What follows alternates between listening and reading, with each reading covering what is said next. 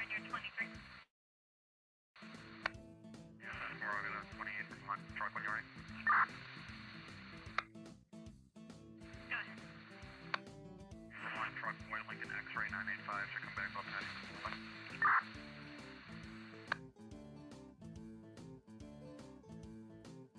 So you had 2000. Patrick Spalding. 10-4, I think it's from note in the, something like that. I'm gonna be leaving a note on the vehicle so I can remove it.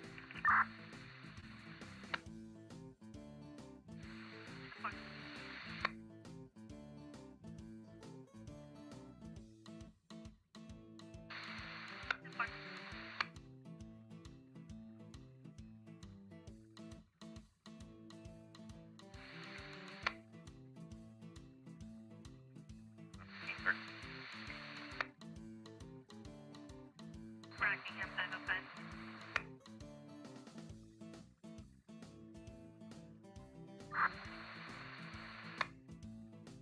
505 entered a vandalism case for Athens complainant, soon to be ex, slashed her tires and has made threatening comments to her. She's concerned he might return. Yeah, forgive that's a 32. 10-4.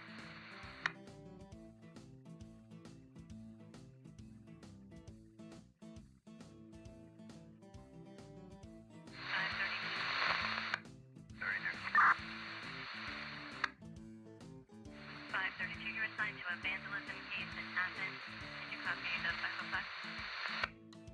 Yeah, 4.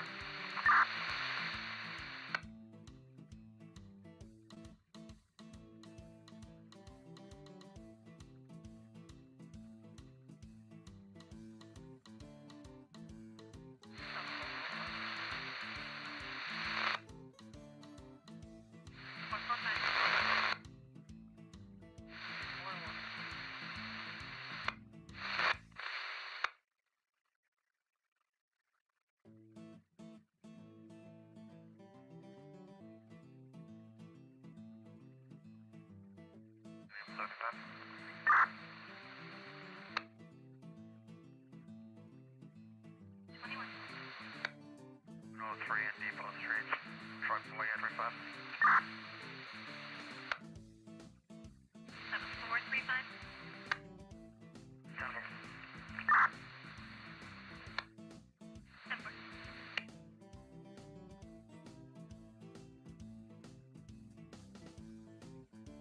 Can you go 643 again? 143.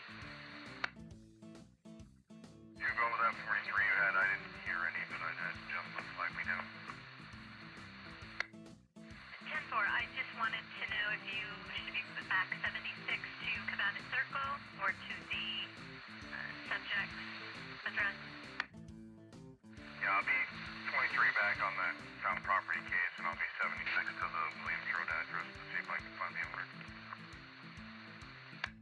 10-4. 449 1120. 449 1121, thank you. 10-4.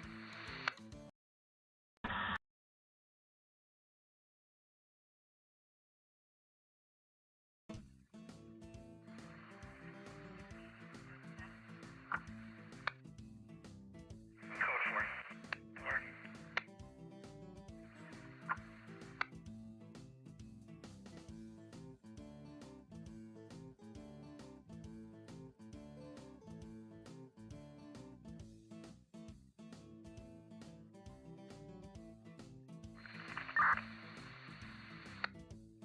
Rockingham 535. Yeah, that's a great village. 535. Should be. You guys know if our woman who fucked into my house. I'll slide up that way. Caller is now been able to close the front door. She's now pounding on the door, trying to get in still. No flight floor on her here, got tie-dye shirt on. And number 21. We have separation. In or out. She's ready.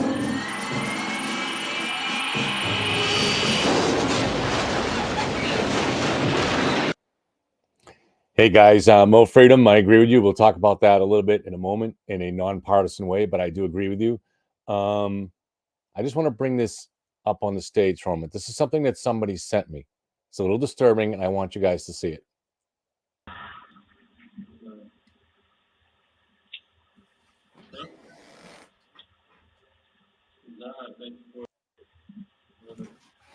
That's a switchblade in his hand. I guess I have a better version. She sent me multiple videos of this, and if I have time, I'll go grab another one. But this guy is the story behind this is I did an episode. I can't even quite remember when. Some point in the last several months, I think maybe Dave McGrath was with me on this episode.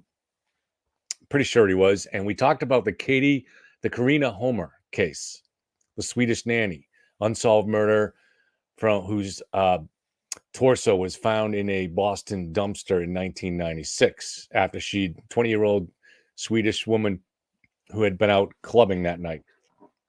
And I talked about some of the suspects, but I take very seriously the idea of not wanting to smear innocent people because it's so easy to do, especially if you're, when you're not a professional, we're not in law enforcement, right? And we don't want to just smear people just because their name might be out there on Twitter or in Reddit or something like that. There was a suspect who was a politically connected Boston police officer. Let me take that back. Not a suspect. There was someone who I guess you would say was a person of interest because he was dating Karina at the time. And there's no reason to mention this person's name because other than the fact that he was dating this person, this Swedish nanny, there's no other reason. There's no evidence against him at all. But just a mere mention of this subject, she messaged me on Facebook, what is the name of the officer? And I said, I'm not telling you. I said, I'm just because I don't want to smear somebody that isn't all likely innocent and has nothing to do with the crime, even though it's been talked about in other circles. So she said, okay, I understand that. But she posted something relative as a response to that episode on Twitter or something like that. I'm not sure exactly, or on the video. She posted it somewhere. And as a result, and well, just probably a coincidence, or maybe not a coincidence, the very next day, this guy showed up. She lives in it. I'm not going to say exactly where. She lives in a Boston apartment. Not too far from where the Swedish nanny's torso was found, actually. I'll say that. And we're very close. This guy shows up at her door, flashing a switchblade and talking on the phone. He's there for long enough that multiple videos are made. I think she said 15, and she sent me like 6 of them. He's not trying to hide his face at all. He's opening up. This is one of those peephole rings. And so it's taken through that. I don't know if he can tell that there's a camera on it or not, but he's not afraid at all. He's pulling up the peephole and looking inside and not hiding his face at all. He's on the phone the whole time. And he's flashing open and closed a switchblade. And this was a day after she posted this. Now, I have no idea if this is connected or just some other way. And I don't know this person. This person is just, you get people that reach out to you over this channel. And some of them you become friends with over time, right? And some of them become good sources. Some of them don't. You don't really, people get drawn to big public cases like this. And so you just don't know. And so you want to try to approach it respectfully, responsibly. I think that's important. Let me take this guy off for now. Okay. So let's talk about tonight's show too, because this is also a little bit controversial for some people. I'm going to be interviewing someone who's in jail for murder. And now I've had him on the show before, and I've talked to him a lot on the side, and we've done recorded shows. Why would I do this? People get mad saying, why are you platforming a killer? Well, let me explain why, and you can decide if you think my rationale is legitimate or not, or if you're interested in listening to him or not. I'm not a huge fan of true crime. I've said that many times. I don't watch true crime in my spare time. I don't watch other podcasts, other shows. I don't watch the Netflix series. I know it sounds weird because I'm doing a lot of true crime now, right? But I didn't even, that's why the name of this channel doesn't say true crime something. It says Yellow Cottage Tales. I honestly didn't know that it was going to end up being true crime when I launched it. Why don't I like true crime? Well, I like some true crime in the sense that I like a puzzle. I like to figure things out. I like to understand things. But for the most part, I don't like it because it's depressing. But I'm not knocking anybody else who does get something out of it. In fact, from what I've found, my theory on the people that do like true crime, and it's more women than men, is that they tend to be more empathetic than the normal person. And you say, like, how could an empathetic person get something out of somebody else's misery? But I think they do. I think they bond, and I don't mean that in a bad way. I think it's a good thing. I think that they bond with the victims. And that also makes so that does in a way kind of keep the victims alive in some way. And it enhances their own compassion and their own sense of justice. So I think it's a good thing that people are interested in this. I'm just not. It makes me feel kind of yucky, so I'd rather watch a movie or old episodes of Seinfeld or whatever. But once I go down a path of trying to solve something, then it's a little different because it engages the intellectual side of my mind. So I prefer the unsolved cases because it's something you can maybe look a little zoom out a little bit when it comes to looking at the victims and zoom in and try to look at the evidence. And that's more my approach. And really, so why do I continue doing this? I mean, I haven't really decided whether or not how long I will continue to do this, how much I will continue to do it even after the Karen Reed case, which has now become all absorbing, right? Is it worth it to continue? It's hard to say. I want to say this honestly, and I don't want people to get upset about it. Listen, most things in life I'm not good at.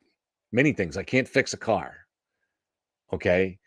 I can't do your taxes for you.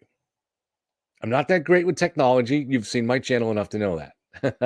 I don't love it. I get a little frustrated with it. But I'm pretty good at logical analysis. I don't find it hard. I think it's usually just a matter of trying to get back earlier into the process. Picture the whole thing like a tree of logic, and you get all these different branches. The further back on the tree you can get, right down to the stump, the better chance you have of solving the crime. So you want to just eliminate paths. And the first, not the first case that I spoke about publicly myself, before I was narrating cases. Before I was narrating, I was researching and writing the case and having a professional narrator do, and then I would do the video editing for it. And the first case I started talking about myself was the Lizzie Borden case. And that was a case that I actually had read all of the documents, spent a lot of time doing it. That case fascinated me.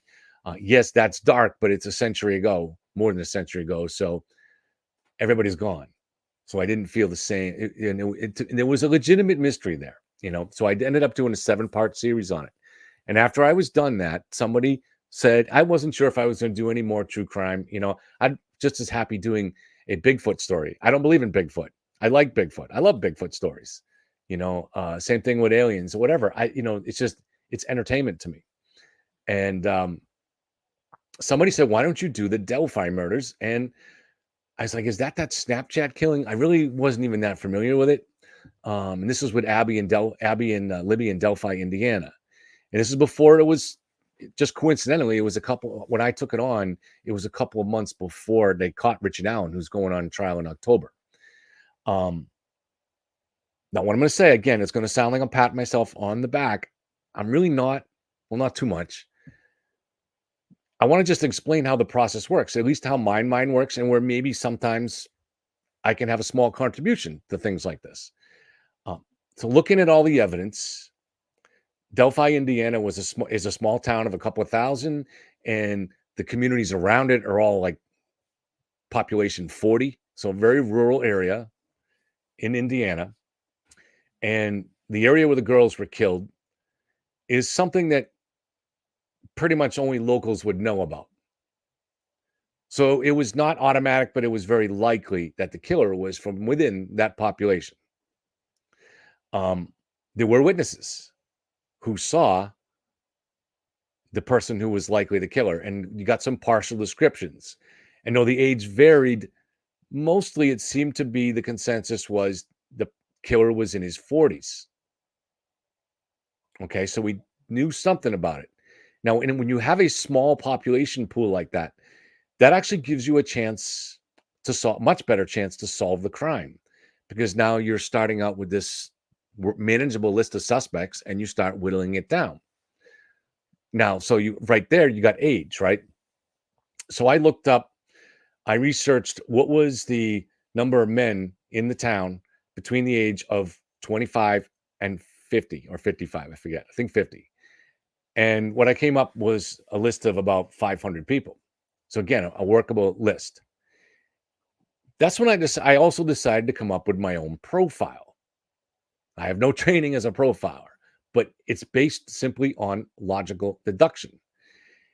There were no similar killings in that area ever. Certainly not in the modern world. So there was not. So whoever killed this person, these girls, was likely a first-time killer, and yet the descriptions had him in his 40s. That struck me as unusual. Usually these guys start in their 20s, right? A lot of times 27 almost seems like to be the magical age that they start at, although there's a lot of variety, but they don't usually start in their 40s. If they're going to start in the 40s, GT, I don't know why you're saying that. If they're going to start in their 40s, why? Why do they wait? Because the people that have these kind of fantasies start in their in adolescence. That's when they start thinking about this stuff. And that's when they start developing these fantasies. Now, for someone to make it all the way into their 40s without acting on their 40s, you have to ask yourself why. And what I just logically concluded was this is someone that fit into the community. Now, maybe as a school teacher, maybe as a cop or whatever. But I think what caused him to, I figured what caused him to contain his fantasies and not act on them was that he had a sense of himself as not being a killer. So you have these desires to do something horrific. But on the other hand, you have this sense of yourself as being a family man, maybe a good father. And that's what I decided was likely the case here. And this is why he hadn't killed before. And so I concluded just deduction on that it was a guy who probably had a child, a daughter, who had recently left the house. And because he had left the house, that either triggered the killer out of the sense of loss. If you're a psychopath, you tend to have that ownership. You view people in your own family in an ownership kind of way. Sorry, meant to say Turtle Boy is a nut job. What? All right. You don't have to pay us to say that, but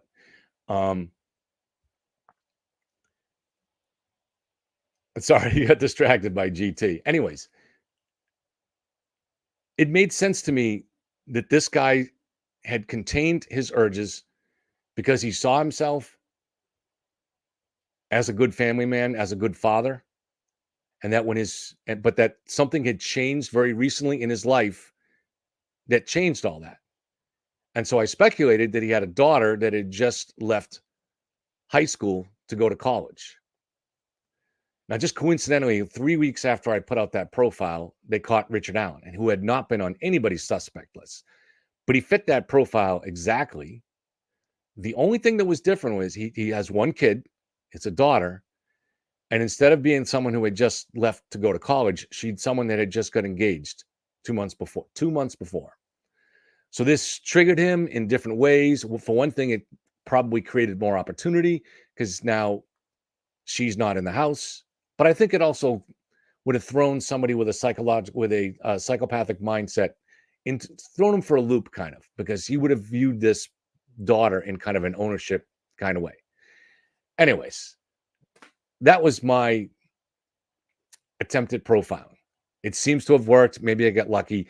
And there's been a few other things that I've turned out to be pretty accurate on. Also, in the Richard Allen case, I predicted that they would find signs of antlers, symbols of antlers at the crime scene.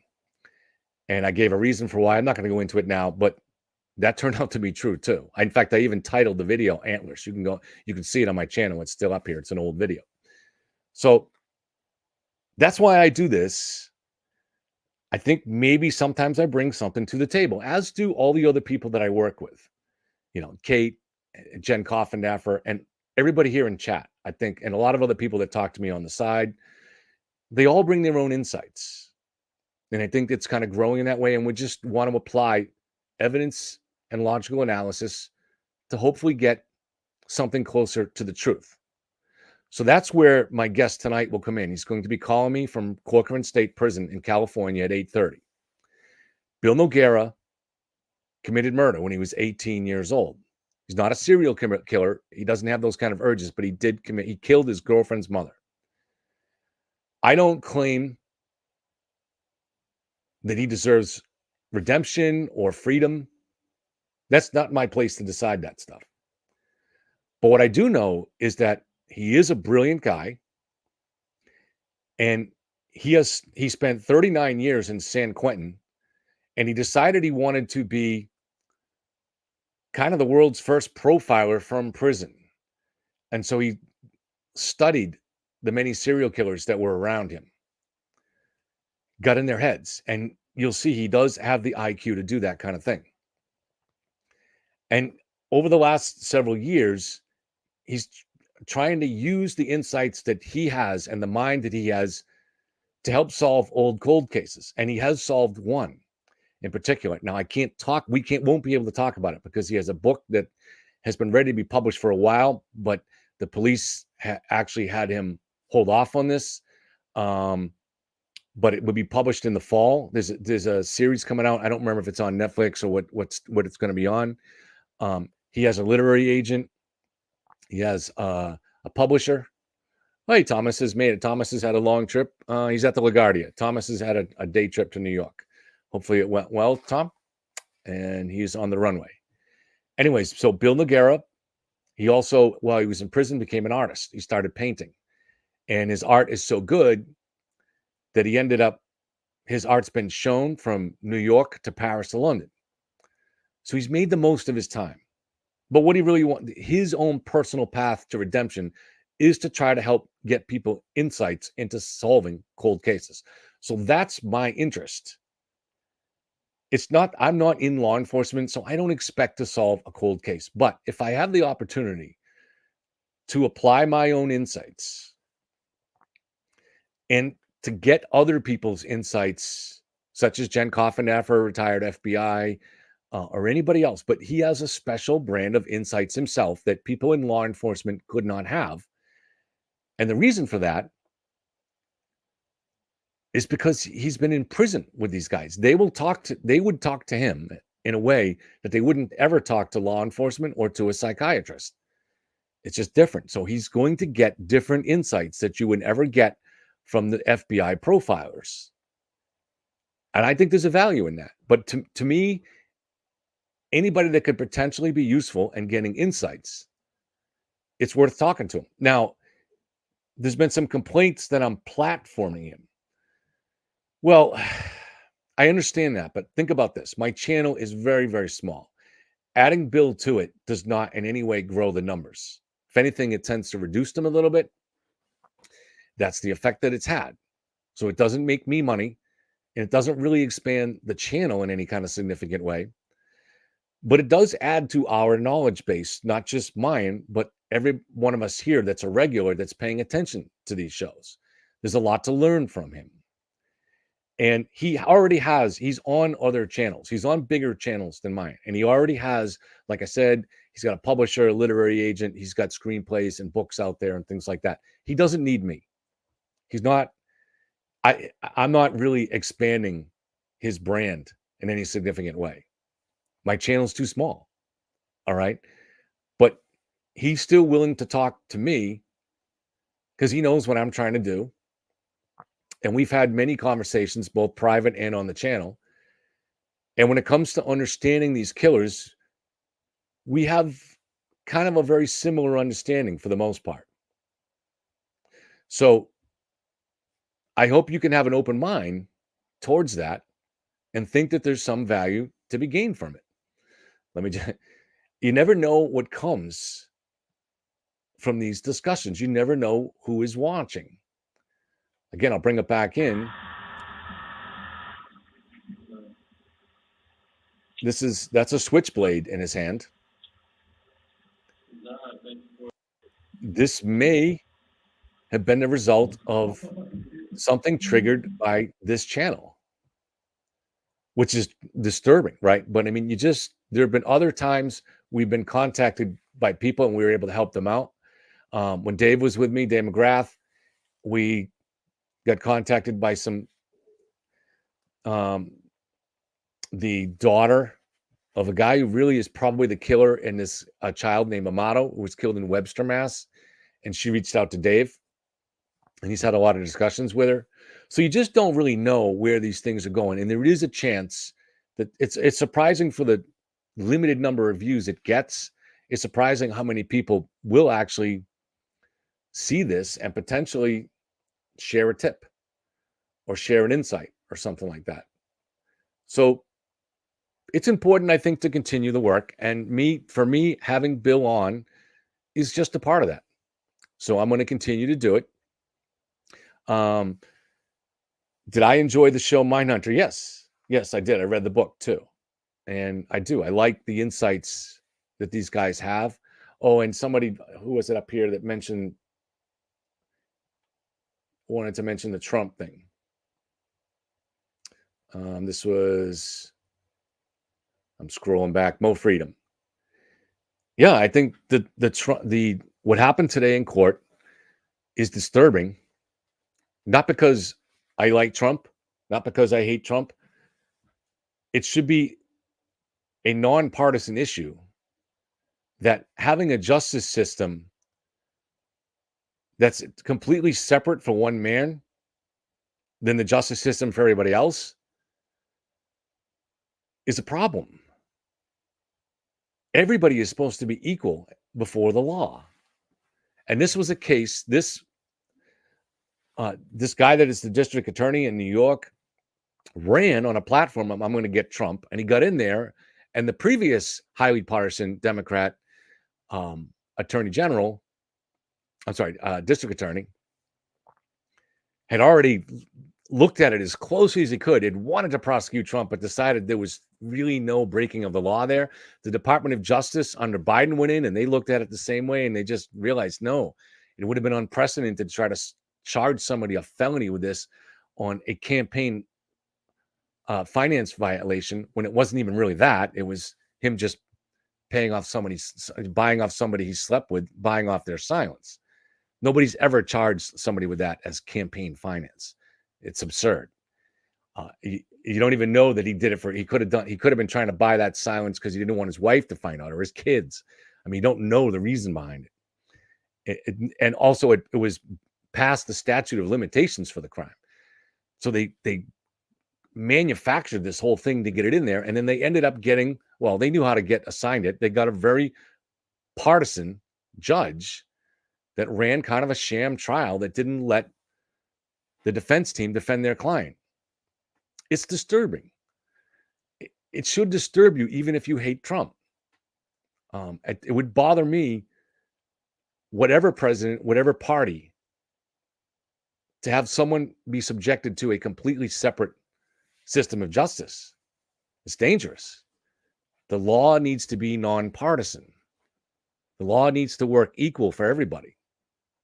Karen Reed, everybody. It needs to be the same for everybody. And as we've seen with the Karen Reed trial, Judge Cannone tends to bend over backwards to help the defense. I don't think it's because it's certainly not because she favors the defense. it's because she's worried about possibly having it reversed on appeal. Now, there's no such thing as a prosecution being reversed on appeal because we have double jeopardy in this country. So if the prosecution loses, that's it. So the judge doesn't have to worry about the prosecution coming back later on and appealing, but they do have to worry about the defense. So she bends over backwards to try to make sure every possible chance is given for that defense team to use whatever strategy they think they see fit. But that opportunity was not given to Donald Trump's team. That judge was completely partisan in the way that he wouldn't allow expert witnesses to testify to talk about campaign law. Wouldn't allow it. And that's what he was charged with. So it's disturbing. Now, tonight, about 10 minutes, Bill will call. He's calling from Corcoran Prison. The audio, I do the best when I can. He has unlimited free calls, but they're every 15 minutes. So he'll call me. We'll have a 15-minute conversation, and then he'll have to call back. And you'll hear the process that I go through. You'll hear, and this is the first time he's tried to call me at this time of night, because normally the prison system gets so overwhelmed with calls at that time that it doesn't work properly. However, he assures me that they've changed the system recently, so it should work fine, but we'll see. But one thing the system can't do is block out the noise in the background. Prison can be very loud, and this is the circumstances that he's had to live under for 40 years.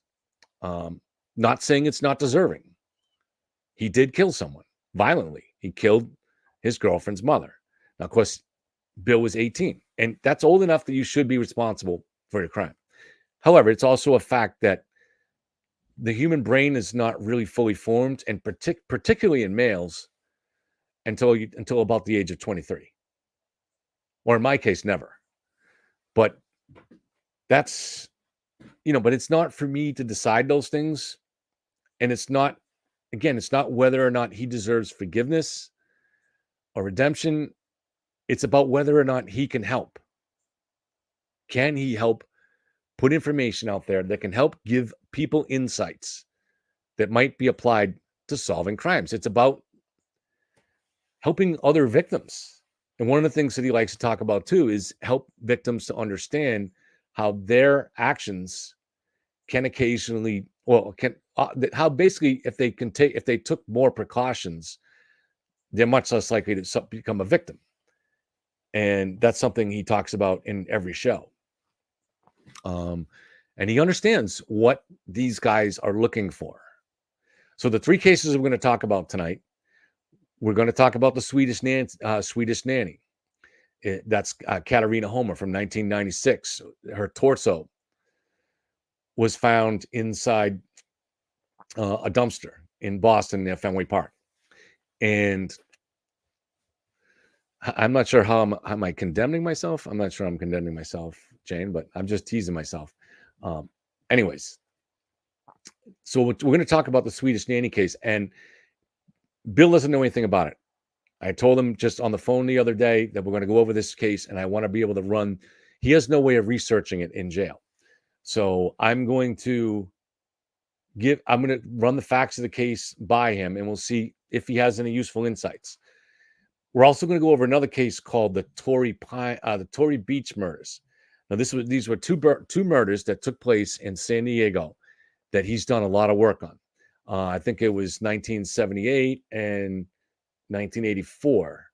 Now, they go back away, but there are people that are interested, particularly if you're a free Karen Reed, you might actually be interested in this because, let's see if I can find this case up here.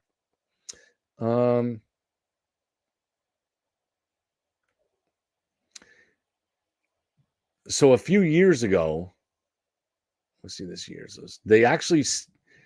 The police feel like they got their suspect, they got their man. And this is a really weird case because it turned out that their man, or who they thought was their man, was a criminologist working in the lab. And they found DNA from a semen sample in the lab that matched the semen on the victim. And right before this guy was going to be arrested, he committed suicide. However, when you hear the full story, you'll realize this guy very well might not be, and the police were wrong in this case here. I'm convinced that this guy is innocent, actually. So I'll let Bill tell you more about that. And we're going to talk again about a case that I've talked a lot about, Evansdale, because this is a case cold case from 2012, 2 young girls that were killed, that I believe is more than solvable. I want to go down the logic of that case. It has some similarities to Delphi in that it's a small community and you have a small list, a very small pool of potential suspects. And again, I'm going to be very careful because I feel like I've identified the main suspect, but he's not an official suspect. I could even show you his picture. But again, because there's no evidence against this guy, and there's no similar crimes that I know of that he's committed. I don't want to smear him. So he deserves not only the presumption of innocence, but the presumption in social media. Because we've seen enough of that with the Turtle Boy case with the Karen Reed case, where Turtle Boy and these others are constantly smearing innocent people based on very distorted evidence. So I don't want to do that here, but I want to follow the logic. When you see that, when I explain, maybe I have a little bit in some other episodes, when I explain to you the logic of this here, I think you'll be a little bit stunned, like, it's almost like an oh my God moment. It really is. I don't know if this guy was or is a person of interest to the police, but you'll see it's complicated because he was the best man of the chief of police, and the chief of police ran the investigation. So it's, again, you don't want to do this. Presumably, maybe they did investigate it properly and they know that it can't be him. Maybe he has an airtight alibi. I don't know. But the coincidences of the connections here are eerie. Just really, really eerie. So Bill's going to be on for several calls. We're going to get through these cases. It's going to be a fairly long show tonight. We have a fairly small audience, but we'll, for those of you that are here, I appreciate having you here, and you're good people, and I know you have good insights, and I'm going to try to keep watching on chat. And we'll talk a little bit about Karen Reed at the end, because the thing that I want to talk about, and then maybe I'll take on your questions later too, but the thing that interests me is what the hell happened to the defense strategy between Friday and Tuesday. Now, I have an idea what happened, and I'll talk about that. But Alan Jackson was taking things in a certain direction on Friday afternoon that seemed ripe with potential to create reasonable doubt. And then they completely abandoned that on Tuesday when Jackson was gone for the week. So it was David Yannetti who picked up the cross-examination of Agent Higgins. But they completely abandoned everything that Alan Jackson had succeeded in building up Friday afternoon. I found that to be stunning, and I don't think it's random. And since they can't guarantee that the judge would allow Higgins to come back into court, there had to be something that they learned. There had to be something that the defense learned to abandon that strategy. And we'll talk about that. So I'm going to stay ready for Bill to call. Now, the other thing I just want to ask you guys to help me with is that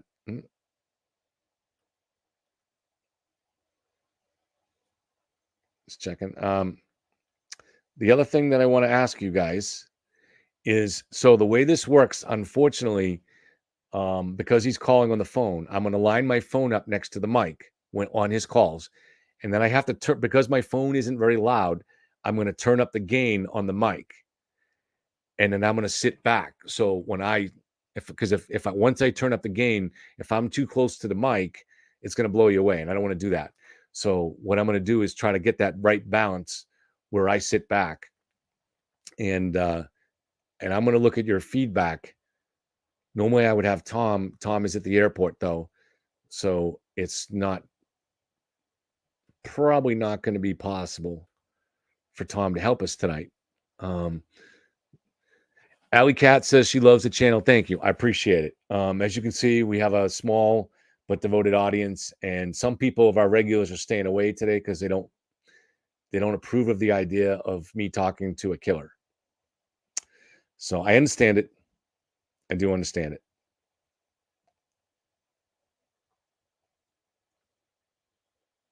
I don't think, Alicia, that AJ was out strategically on Tuesday. I think it's just he was away for a long time. His family's in California. He probably has other casework going on in California. And where there was only one day of court this week, they decided he was going to take the week in California. And I'm sure that whatever questioning, the change in strategy had nothing to do with the change in lawyers. They're on the same page. They're on the same team. They discuss the same approach. So while Alan Jackson is probably better at it than Yannetti is no slouch. So they didn't change the strategy because it was David Yannetti. They changed it for some other reason. And to me, without where they were going Friday, I don't know where they're going now to get reasonable doubt. To me, it looks almost desperate at this point. Like, how are you possibly going to get reasonable doubt if you don't have the direction that Alan Jackson was going in between 4 and 4:30 on Friday before they ended court? I don't get where they're going to go. Obviously, when Michael Proctor testifies, and he is going to testify for the prosecution in a couple weeks, they'll try to Mark Furman him. They'll try to make it seem like he's compromised, as they always say. He's corrupt and blah, blah, blah. I don't think it's going to be as easy to do that as people think, because I don't think he is compromised. There were mistakes in the investigation, but that's it. There's mistakes in every investigation.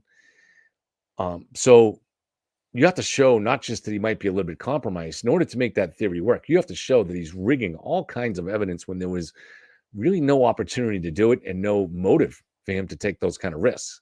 There was definitely no motive for him to take the kind of risks you're talking about that would lead to him risking his life, essentially, because if he's caught planting murder evidence, he's going to jail for decades.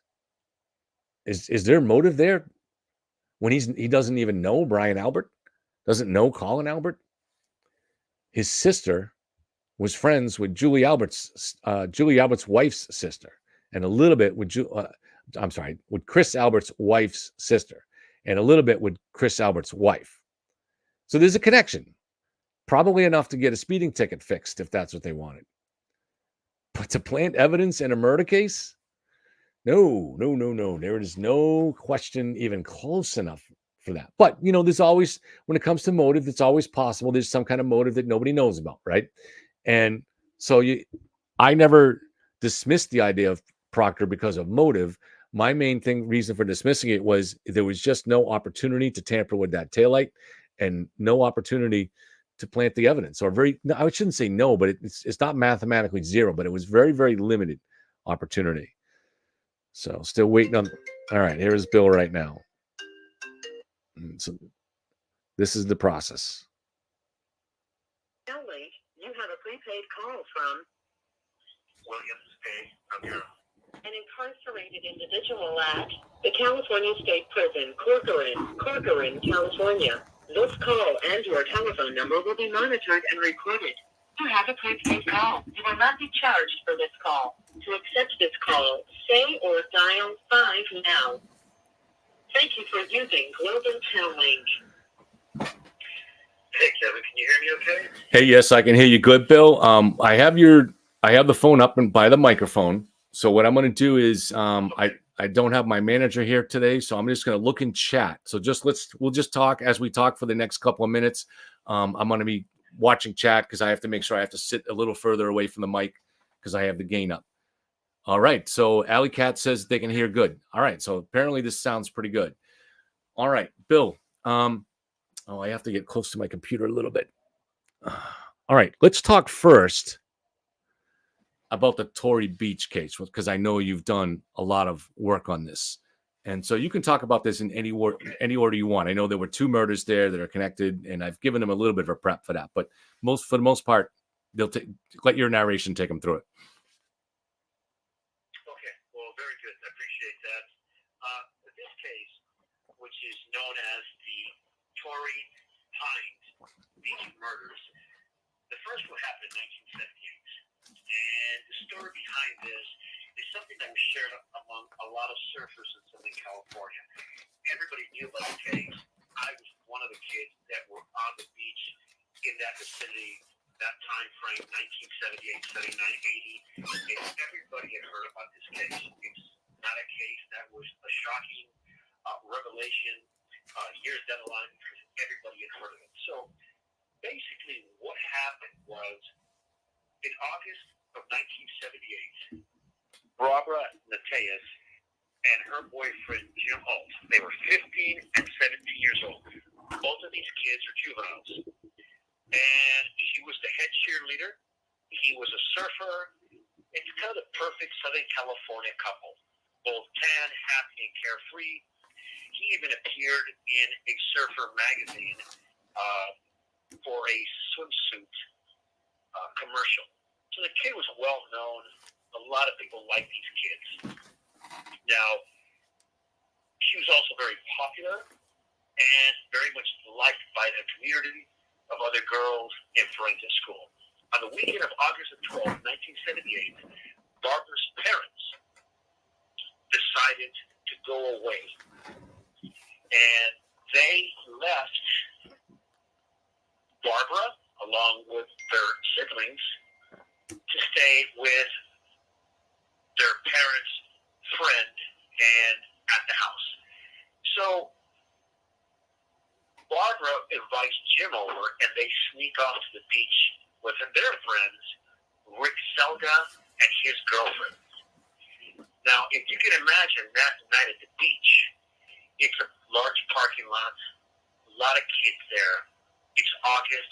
In 78, kids were out of school all the way to like September the 9th. So it was a big party. Barbara, at one point, got tired of the party, and both couples decided to separate for privacy. Rick and his girlfriend took the station wagon which they were in. Jim and Barbara went down to the beach. They zipped up their sleeping bags together, and they went to sleep. Stuff the kids do all the time on the beach.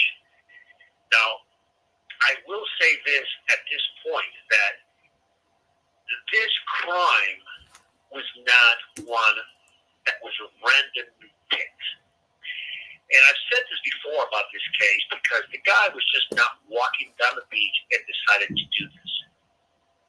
During that party at the parking lot, it is my opinion that the murderer was actually already stalking. He was there with a purpose.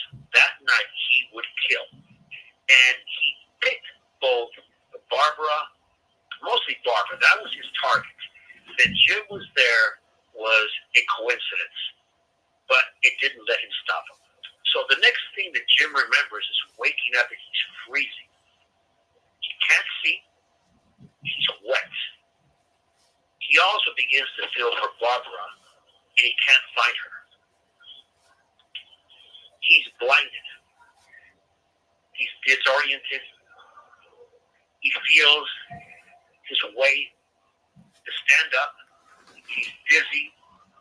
He finds the fence line and begins to climb the fence up a sandy hill to reach the parking lot where he knows his friends are sleeping.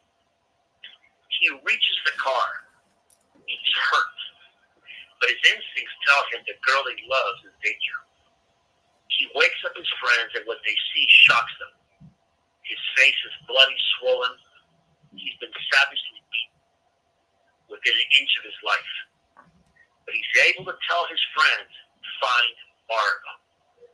Rick Selga gets up and immediately begins to search for the 15-year-old Barbara, and he finds her. He finds her at the beach, and she's dead. It is later determined that she was beaten with an object above the head, probably probably a rock or a log. The wounds are so severe that it's very difficult to recognize her. She has sand packed into her mouth. One of her breasts is mutilated with a sharp object, obviously. She has been raped and sodomized. Jim survives the traumatic beating. He goes into a coma for 2 days, but survives it. Steel plates are screwed into his head. Now, that is the first murder, and it happened in 1978. I did mention that there was a perpetrator. It will be next, we'll find out that there's going to be the suggestion that more than one person is involved. Kevin, I'm here to tell you that this case and the case that happened in 1984 are connected. Mm-hmm. Not only will I tell you that, but I'll also tell you that the killer, the primary killer, used 2 different accomplices to accomplish his goals. 1978, he used somebody. In 1984, he used another person. So that is the first case, which is of Jim, Alt, and Barbara Mateus. Bill, question. So if there's a 6-year period in between, are they killing somewhere? And your telephone number will be monitored and recorded. Would the killer be quiet in those 6 years and just kind of living off the fantasy and the memory of it? Or did they possibly travel and kill somewhere else? How do they manage to stay quiet for 6 years? I don't believe they stayed quiet. There have been other murders on different beaches along the Southern California coast that have similarities. This particular case was kept very much under wraps, and even the family of both victims, the one in 1978 and the one in 1984, they were not brought in and allowed to know or understand that it could be a single perpetrator. There are certain hits to the crime scenes that tells me that it is one mind as the primary. So let me explain. And to answer your question, a killer with this type of MO, with this type of signature, is not going to kill once and wait 6 years to kill again. He killed again. He covered his tracks pretty well. And in this time, 1978, early 80s, there was a disconnect between law enforcement agencies. If something happened in San Diego, something happened in Redondo Beach, something happened in Sacramento, they wouldn't share information. Mm-hmm. So no one knew what cases were related, what were not.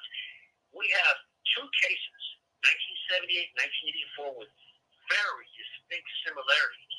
And the law enforcement in San Diego refused to allow even the opinion to be suggested that there were the same killer involved in these 2 crimes. So I believe because of the disconnect, because the agencies didn't share information, some of these killers were allowed to kill again, and come back and kill again, and no one connected the dots. What was the evidence linking the 2 besides the location? Okay, I'm glad you asked that. So it's a very distinct thing to mutilate certain body parts. Both cases, and the second case, which I will bring up now, is the case of Claire Hodges. She was found extremely close to Lifeguard Tower number 7, which is where Barbara was found, next to the bridge. And in this particular case, and I'll give you a bit of history behind it, Claire is a 14-year-old girl. She had snuck out of the house. Her parents sent her to Torrie Beach to stay with her grandparents. This call and your telephone number will be monitored and recorded. She came along with one of her friends, and her friend got scared she left and made her promise she wouldn't go out alone. Her friend returned to Rhode Island, to the East Coast, and unfortunately, Claire snuck out. She was found on August 24th, 1984. And again, her body was found by a beachcomber. And here are the likeness between the two killings. Both were raped, beaten, strangled. And here's the big one for me. Both had sand and gravel stuffed into their mouth. Their bodies were both posed, and their breast was mutilated. Those are very specific signs of one particular serial killer. Mm-hmm. And I'm going to go out here and say a serial killer was behind these. It wasn't a guy that was walking on beat decided to do this. What are the chances, and look, let's put common sense to this.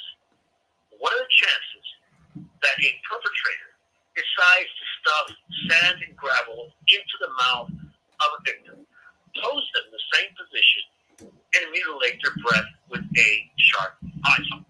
The chances of that happening twice, 6 years apart, on the same beach, near the same lifeguard tower, is you probably have a better chance of buying the lottery and winning it twice in a row.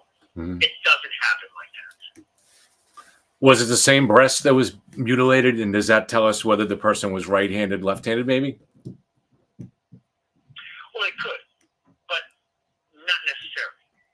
When a breast is mutilated, if he goes to the left, it might suggest that he's right-handed, but the right is just as accessible. Mm-hmm. I don't believe that at all. Okay. It is the fact that he did mutilate the breast with a knife. Right. And that he posed the bodies, and that he put sand and gravel into their mouth. He actually packed it into their mouths. That is a signature. Mm-hmm.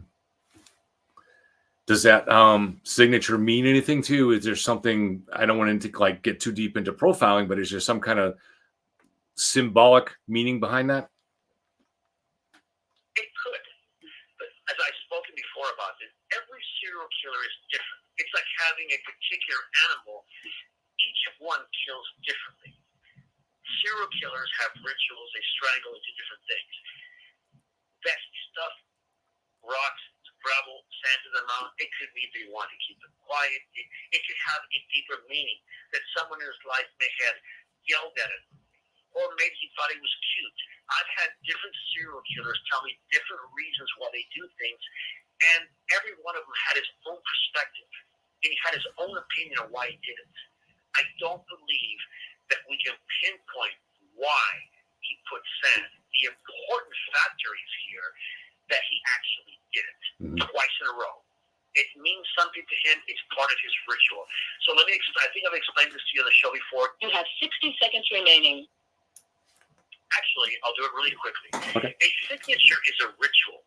It's very similar to when a basketball player goes to the free throw line, he dribbles the ball twice, puts it behind his back, then shoots the ball.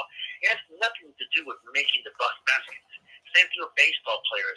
You know, they scratch the surface of the sand, they tap their cap twice before they swing the ball. It has nothing to do with swinging the bat and hitting a home run. But it's a ritual that he does. It's the same thing with serial killers. It's a ritual. It means something to them. And unless you actually know them, you're not going to be able to tell why he does it. Let me call you back. Yep.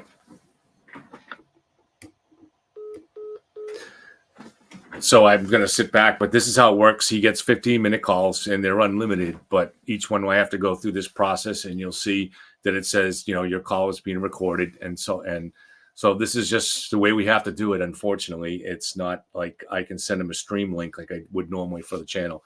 It's just not possible. But hopefully you guys are seeing that there is something useful about talking to Bill.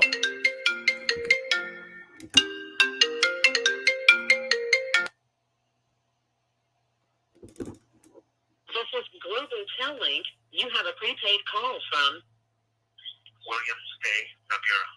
an incarcerated individual at the California State Prison, Corcoran, California. This call and your telephone number will be monitored and recorded. You have a prepaid call. You will not be charged for this call. To To accept this call, say or dial. Thank you for using Global Tel Link. Hey, Kevin. Hey, Bill. Welcome back. Thank you. And so, yeah, as I was saying, these rituals are very unique to the particular killer. In this case, I mentioned at the beginning that there is a primary killer, one that's dominant. It doesn't mean that one is completely submissive and he's on his knees in front of the guy asking him what to do. It's just that one's opinion seems to count more in the group. So in this case, it was immediately ruled that these cases were not related in any way, which I could not imagine why anybody would do that. It is obvious to me that these cases were done by a singular perpetrator in charge. Right. What that means is he had accomplices. So there were other instances where the family was brought in. A guy who said he was a clairvoyant, he was a psychic, he was the guy that actually found Claire Hodges, and he got really creepy. He wrote the parents letters. He said that he sees their daughter in his dreams, that her eyes are radiant. Police obviously wanted him to keep talking. They thought that he could be the culprit. Turns out it wasn't him. There was another murder of Adam Ashley, age 14, in 1979. On May the 17th, he was beaten to death. I don't believe that crime had anything to do with this one or the two previous, or one in 1978 or 1984. Mm-hmm. Obviously, this was a young male boy, and he was not posed. There was nothing like that. I don't believe it was related. Mm-hmm. However, these cases then go cold. Nothing happens. There are, I guess, much more important things that the San Diego Police Department is doing at a time. They don't think they're going to catch anybody. This is way before DNA. This is way before serial killer profiling, etc. It's really at the level it is today. But it was in 2008 that both families of the girls were actually told that we believe the cases are related. Again, in my opinion, that was a tragedy. It should never have happened.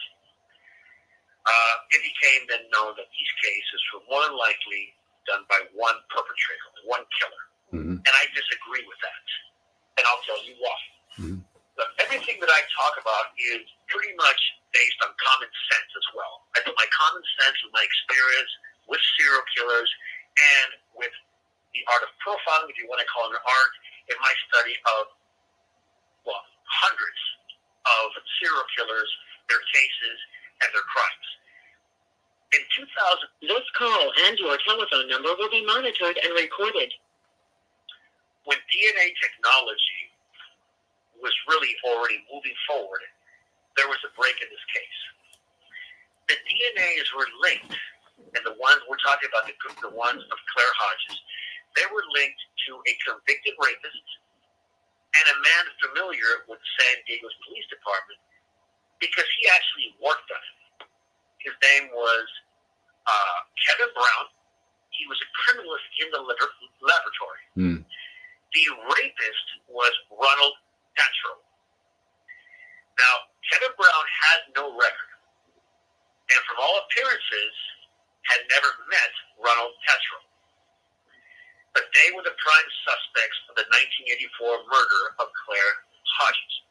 Now, it is very important that we take a look at this and these suspects. First, the rapist, Tatro, in 1978, was in prison. So obviously, he could not have committed the crime in 1978. He had gotten out a few months prior to the 1984 murder, and they found his DNA all over the victim's clothing. Okay. Kevin Brown, however, never met this guy. He was 500 miles away in college when this happened. And there doesn't seem to be any connection. Nevertheless, the rapist, Ronald Tatro, whose DNA was found there, was also the suspect in the murder of a sex worker named Carol DeFleece. after this murder, he lured a teen into his van and attempted to rape her. This is a bad guy. This is a guy with a particular taste for young women.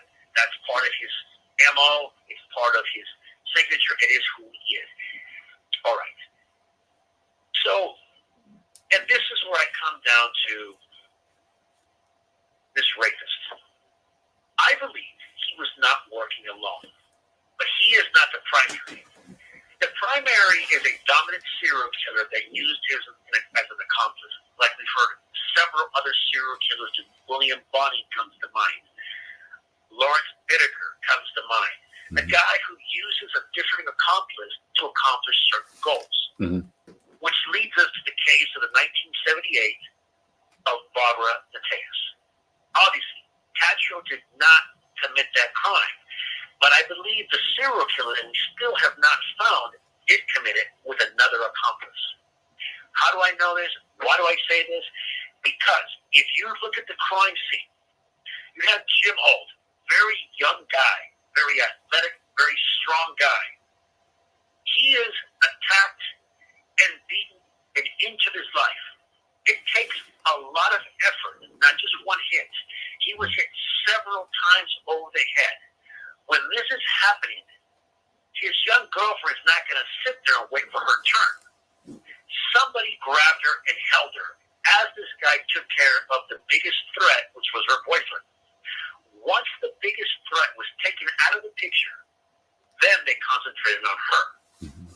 Otherwise, once he starts to beat Jim, she's going to scream and run away. She couldn't. She didn't, because there was an accomplice there.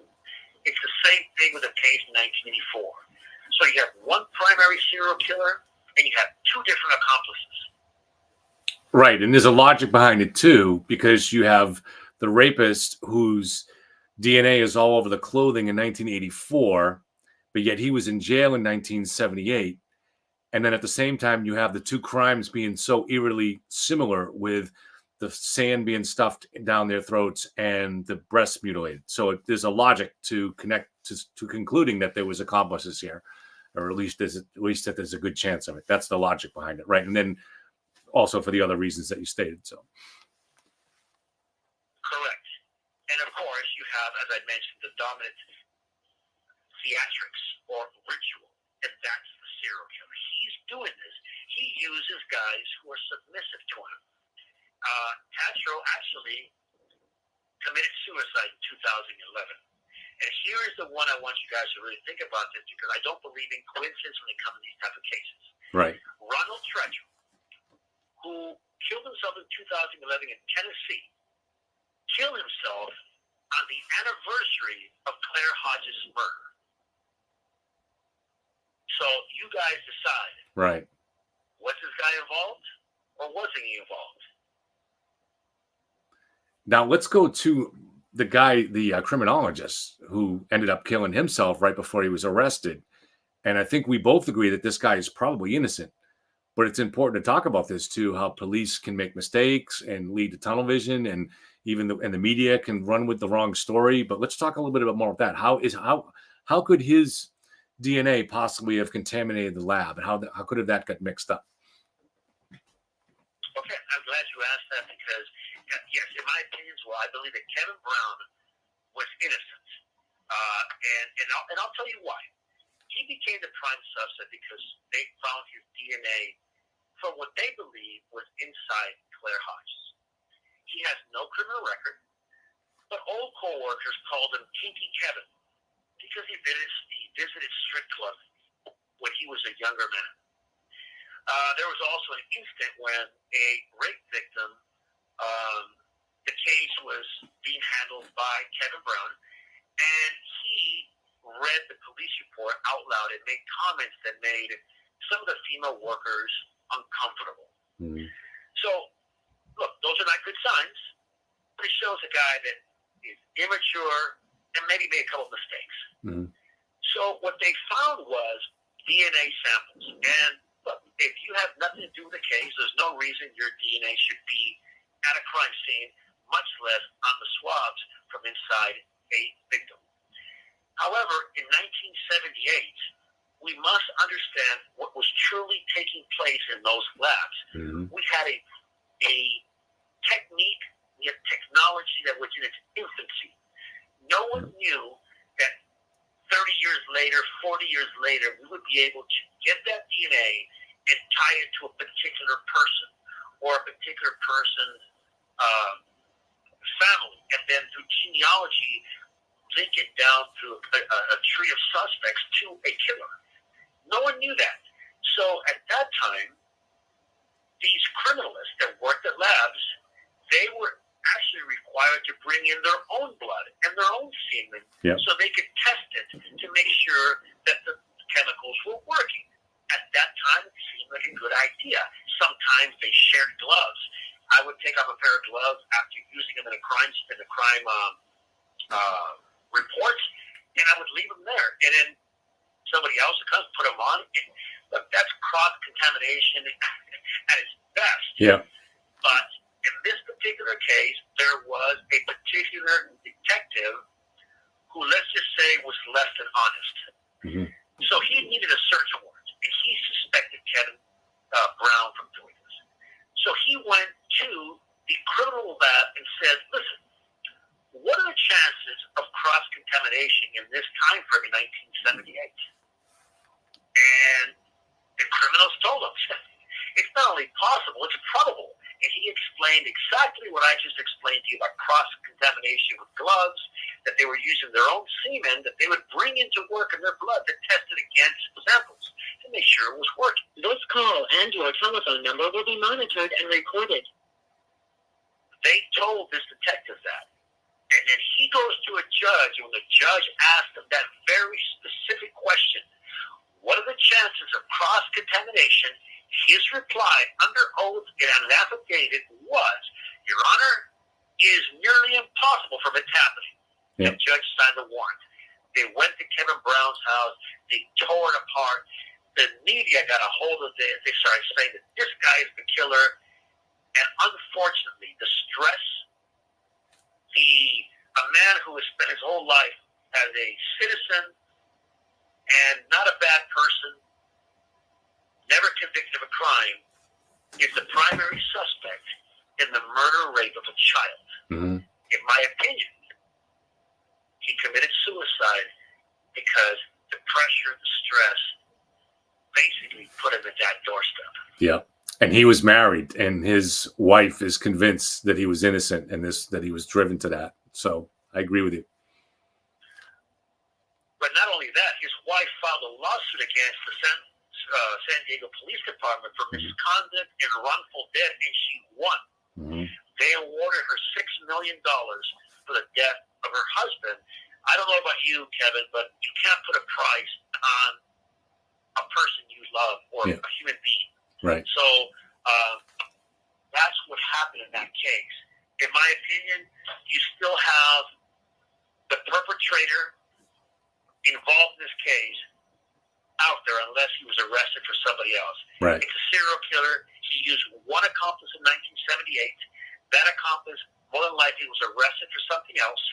In 1984, he went hunting again. He did not have an accomplice. He found Petro and used him as an accomplice. Bill, I want to ask you a question from Alicia, and this is similar to the question that I asked about the breast. So I think I know what your answer is going to be. But what is the function? What function does posing the victims have? But talk a little bit about that. You have 60 seconds remaining. Well, how about I call you back and I'll answer that question now? Sounds good.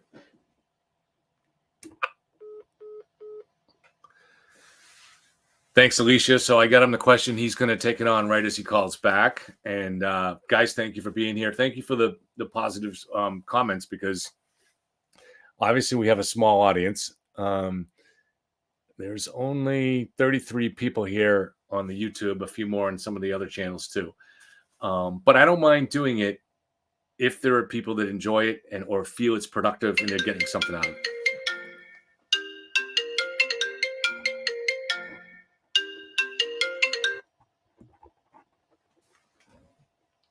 This is Global Tellink. You have a prepaid call from Williams A. Noguera. an incarcerated individual at the California State Prison, Corcoran, California. This call and your telephone number will be monitored and recorded. You have a prepaid call. You will not be charged for this call. To accept this call, say or dial 5 now. Thank you for using Global Tel Link. Hey, Kevin, I'm back. Hey, okay, we're back with Bill Noguera. He is at Corcoran Prison in California. He spent 39 years on death row in San Quentin. I think a year or so ago, he got his sentence reduced to life in prison. And he spends most of his time, he is an artist, but he spends most of his time trying to help solve cold cases. And I think the insights he has are very useful in that way. So thank you for being here, for Bill. And the question from Alicia was, I know you can talk at length about this too, but the role of posing victims, and then maybe we'll move on to the next case after that. Yeah, it really depends on the psychology of the particular killer. But in this particular case, both girls were teenagers, underage. So he is a pedophile. And pedophiles, in this particular case, the way he posed the bodies in a sexual manner, a sexual position, it really talks about how he sees these girls being. Although they were young girls, teens, he saw them already as women, and he saw them as being soiled, and how he saw them. Not only that they were soiled, that in his mind, he had to, it's a justification. He puts them in these poses because he sees them that way. He mutilates the body because he wants to destroy the person fully in his own eyes. It's the reason that some killers attack genitalia, breast, because he's attacking the victim and in the form of a human. Not just a human, but a female. He's attacking the sex. There's a part of what he does that tells him that what he's doing is not right. So he attacks to destroy the psychology behind what he does. These particular predators pose women, specifically teenage girls, underage girls, because they see them, how they'll be later in life, or that they're already in that mind frame. And what I mean by that is these guys look at these girls and think that they're all the same, that they're all the same type of woman, that he is, and sometimes putting these girls as surrogates. And he uses that particular murder as killing a piece of his past. Now, I've talked a lot about that serial killers are born and not made. That is absolutely true. However, the symptom, the way that he kills, some of the small things like the posing, the mutilation of the breast, can be directly linked to abuse or some type of abuse, or what he sees as abuse from the opposite sex. Of course, if he's straight, if he's homosexual, it could be from the same sex.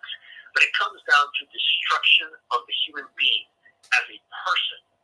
And posing them adds to that, and it kind of gives him the affirmation that he is correct in judging and in killing.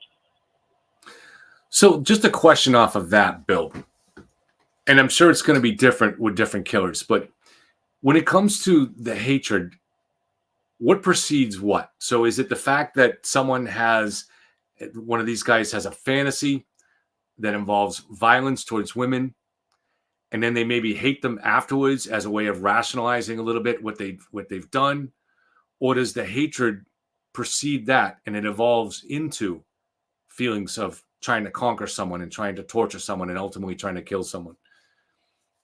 What kind of comes first in the evolution? Well, yeah, This call and your telephone number will be monitored and recorded.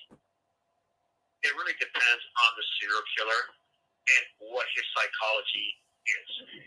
Each person is wired differently, so I can't tell you exactly what comes first because each one of them is different. In the Torrey Beach murders, it's very obvious to me that this guy, his hatred to the sex, his hatred about himself, his hatred is really sexually based. It's based on control. It's based on everything. The unique thing about these guys and the unique thing about serial killers are that they can sexualize certain things. They can sexualize killing. They can sexualize control. control. And all these things play a part. Once the victim is dead, he poses them, he's actually controlling her body. That's significant to them. It's always a very monumental moment to these guys. And as Kevin mentioned, I have spent not a couple of days, a couple of years, I've spent decades talking to serial killers. And I would ask one the same question, and I would come back 5, 10, 15 years later and ask him the same question to see if he's consistent in his answer. One of the questions I've asked him is, why do you pose the bodies? And the particular serial killer that I was referring to told me very specifically, I can control them even when they're in death, and I can control the opinions of the people who first get there and see them. So that was very significant. Yeah, that is really insightful. So he is still getting that serotonin rush within his brain even after the killing through the act of posing and setting up the scene. Absolutely, because he'll come back to that scene. Most serial killers keep tokens, pictures, newspaper articles, hair samples, purses. But a lot of them come back to the scene and relive the scene.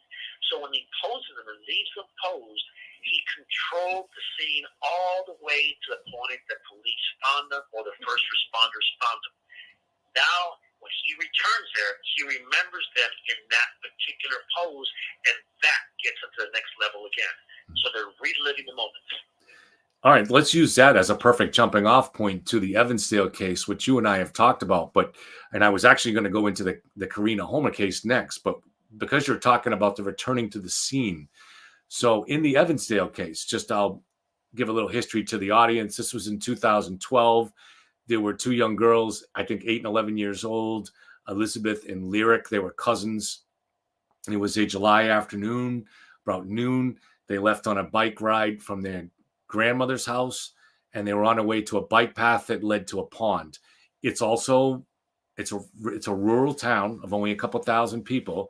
It's connected to a larger town of Waterloo, which has an airport. It's not a metropolis, but it is a larger town.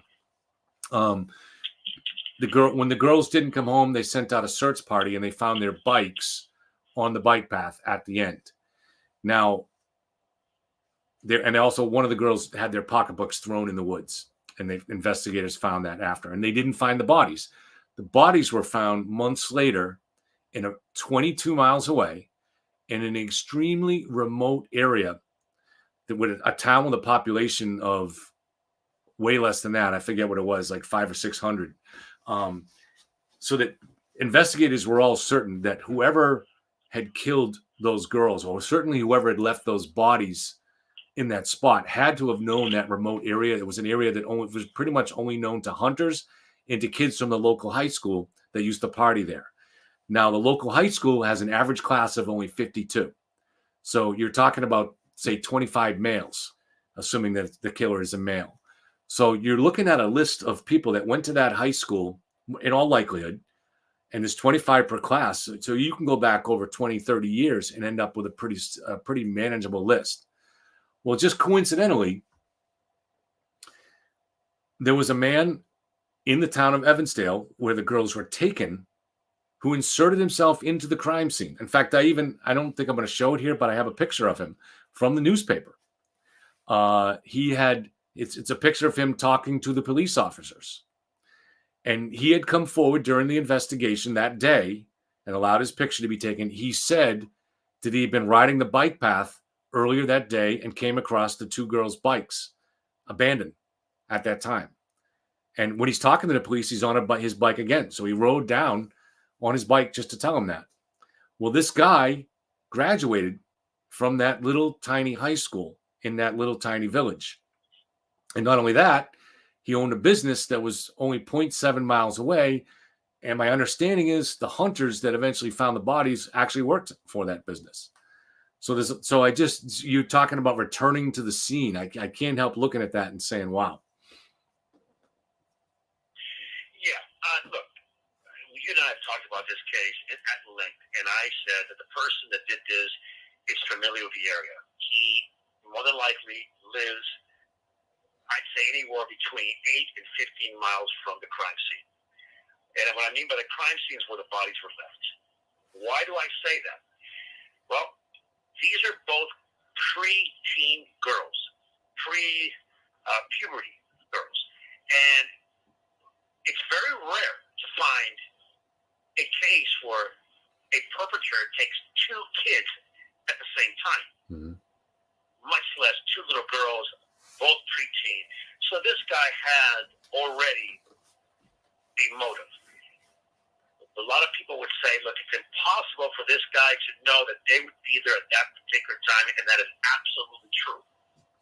However, if he knows the area, and these girls know where they're going, they're 8 and 13 or 12 or 11, and they're driving their bicycles to this area, there are probably other kids. This killer more than likely had a van. I can rest assured that he had a van. And he parked it very near this area, and he waited.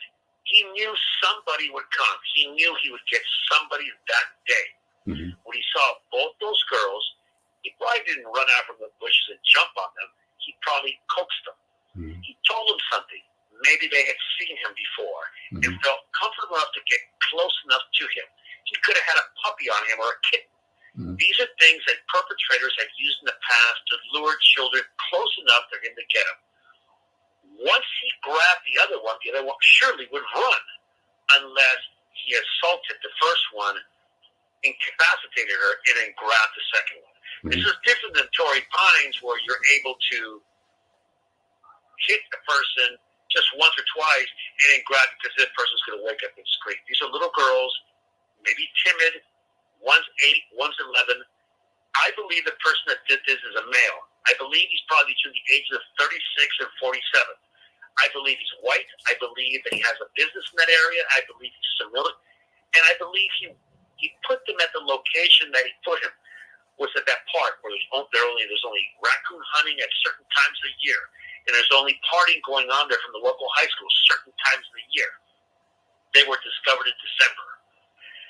He knew that no one would go in that area at that time. So therefore, he actually...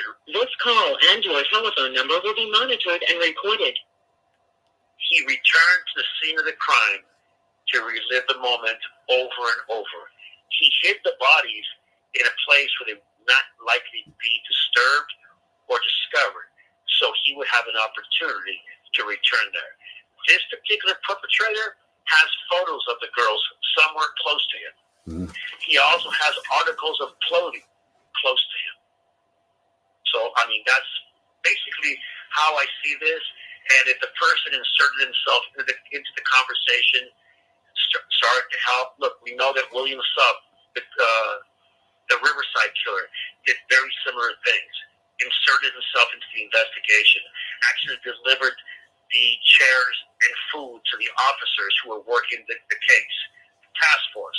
He was always around them. This is a way that serial killers can insert themselves, feel like they have a little bit of control, at the same time keep their eye on the investigation.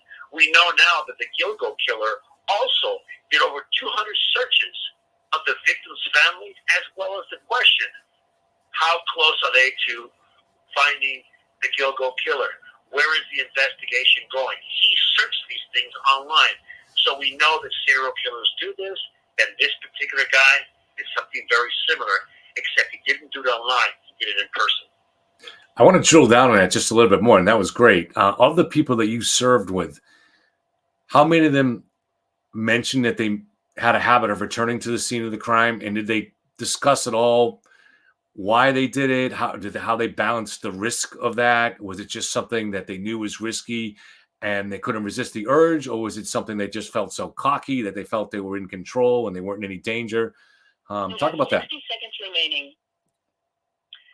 Yeah, well, I'll answer the question right when I get back. Okay, thanks, Bill.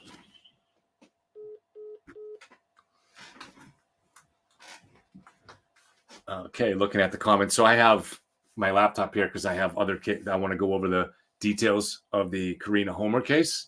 And for guys getting here just now, I showed a video earlier that someone sent to me. She sent me a bunch of these where when we talked about the Karina Homer case, she posted on something about it. She had messaged me privately about a certain person who I wouldn't name. and I refuse to name to. Okay.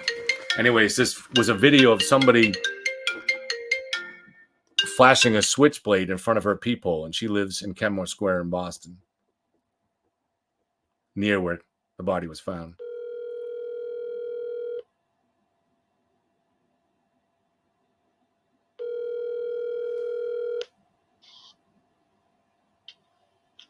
Hey, aren't you aren't you live right now? Oh, I must have hit the wrong thing. Jesus. Sorry, Dave.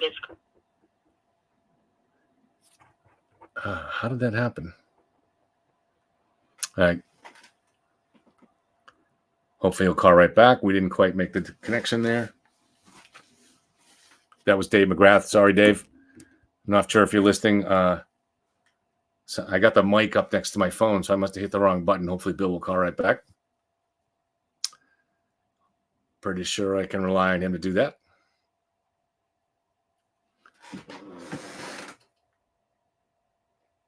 But anyways, so as I showed the video, maybe I'll pull it back up after we do this. This guy went right up to her peephole and spent about 15 minutes there. He was on his cell phone. He wasn't hiding his face at all. And he's flashing a switchblade in front of the peephole.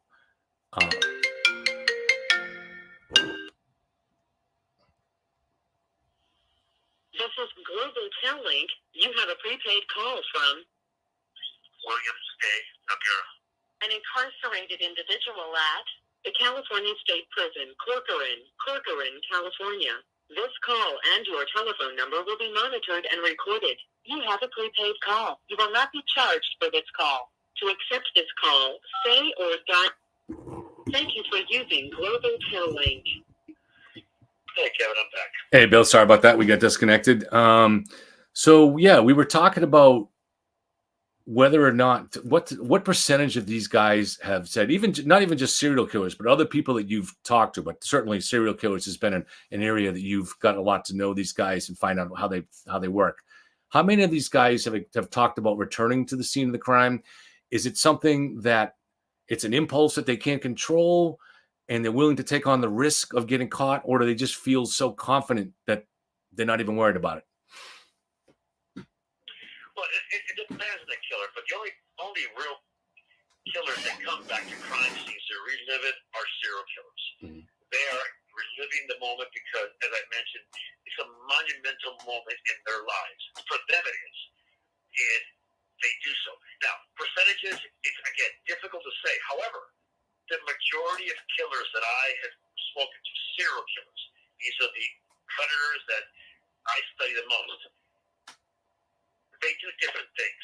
Some take photographs, and they can relive it that way. Others need to come to the scene and be there.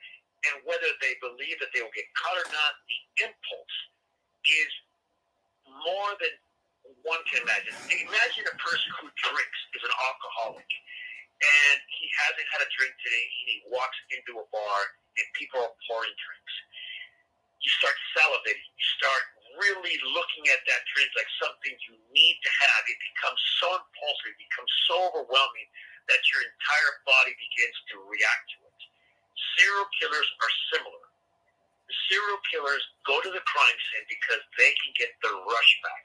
We've heard about the serial killer or sometimes expert calls them spree killers. It's a serial killer who kills in sprees.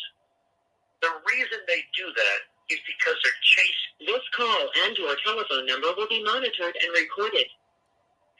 They are chasing a rush. And they get that rush. As they kill, they begin to get to a higher place and a higher place. As they kill quicker and quicker, we see serial killers that kill once a month, and they begin to speed up towards the end until they get caught.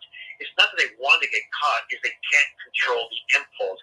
It's so overwhelming that they have to do it. Let me give you a quick example. The Idaho murders.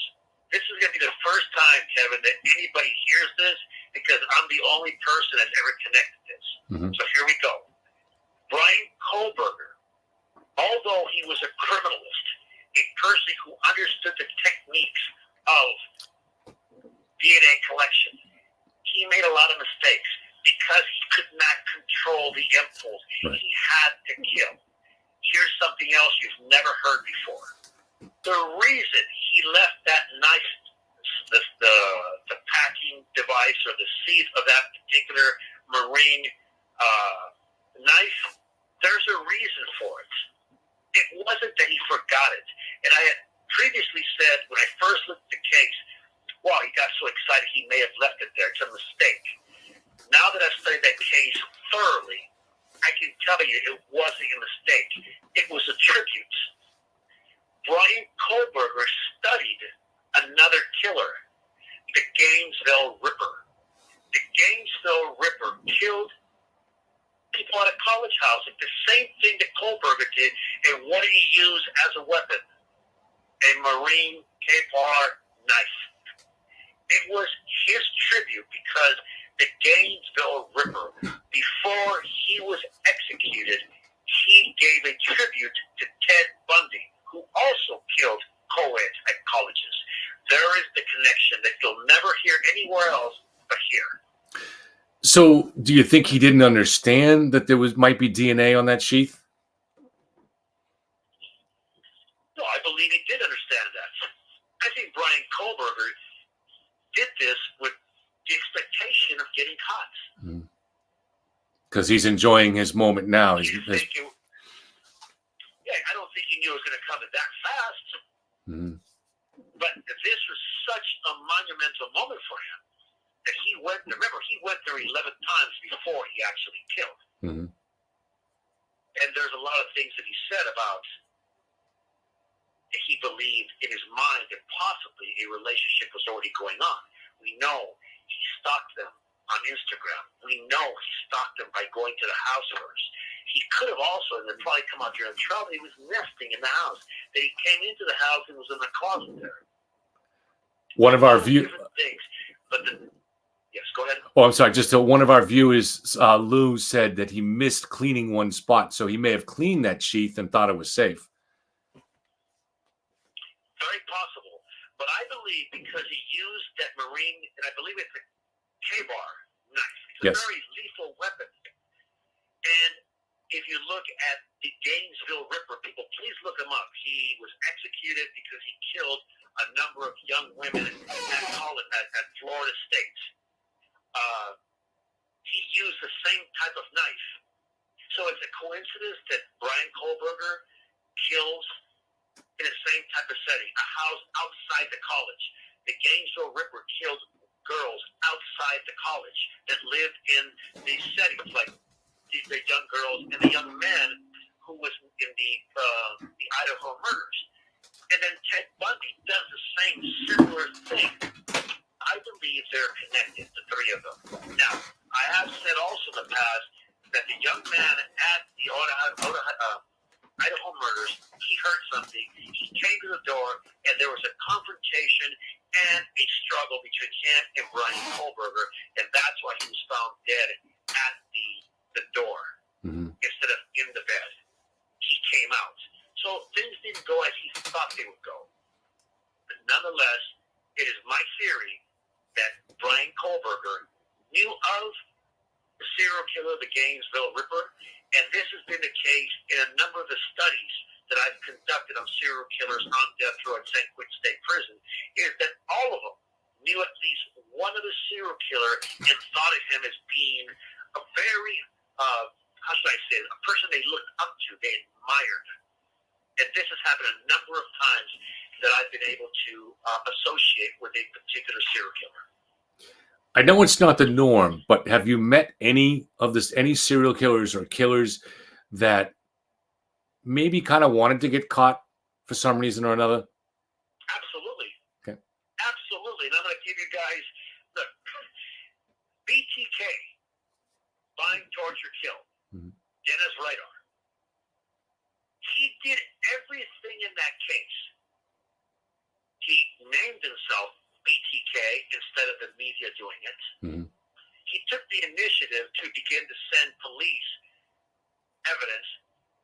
He engaged the media. And after his killing spree, he disappears. It wasn't until years later that he returns.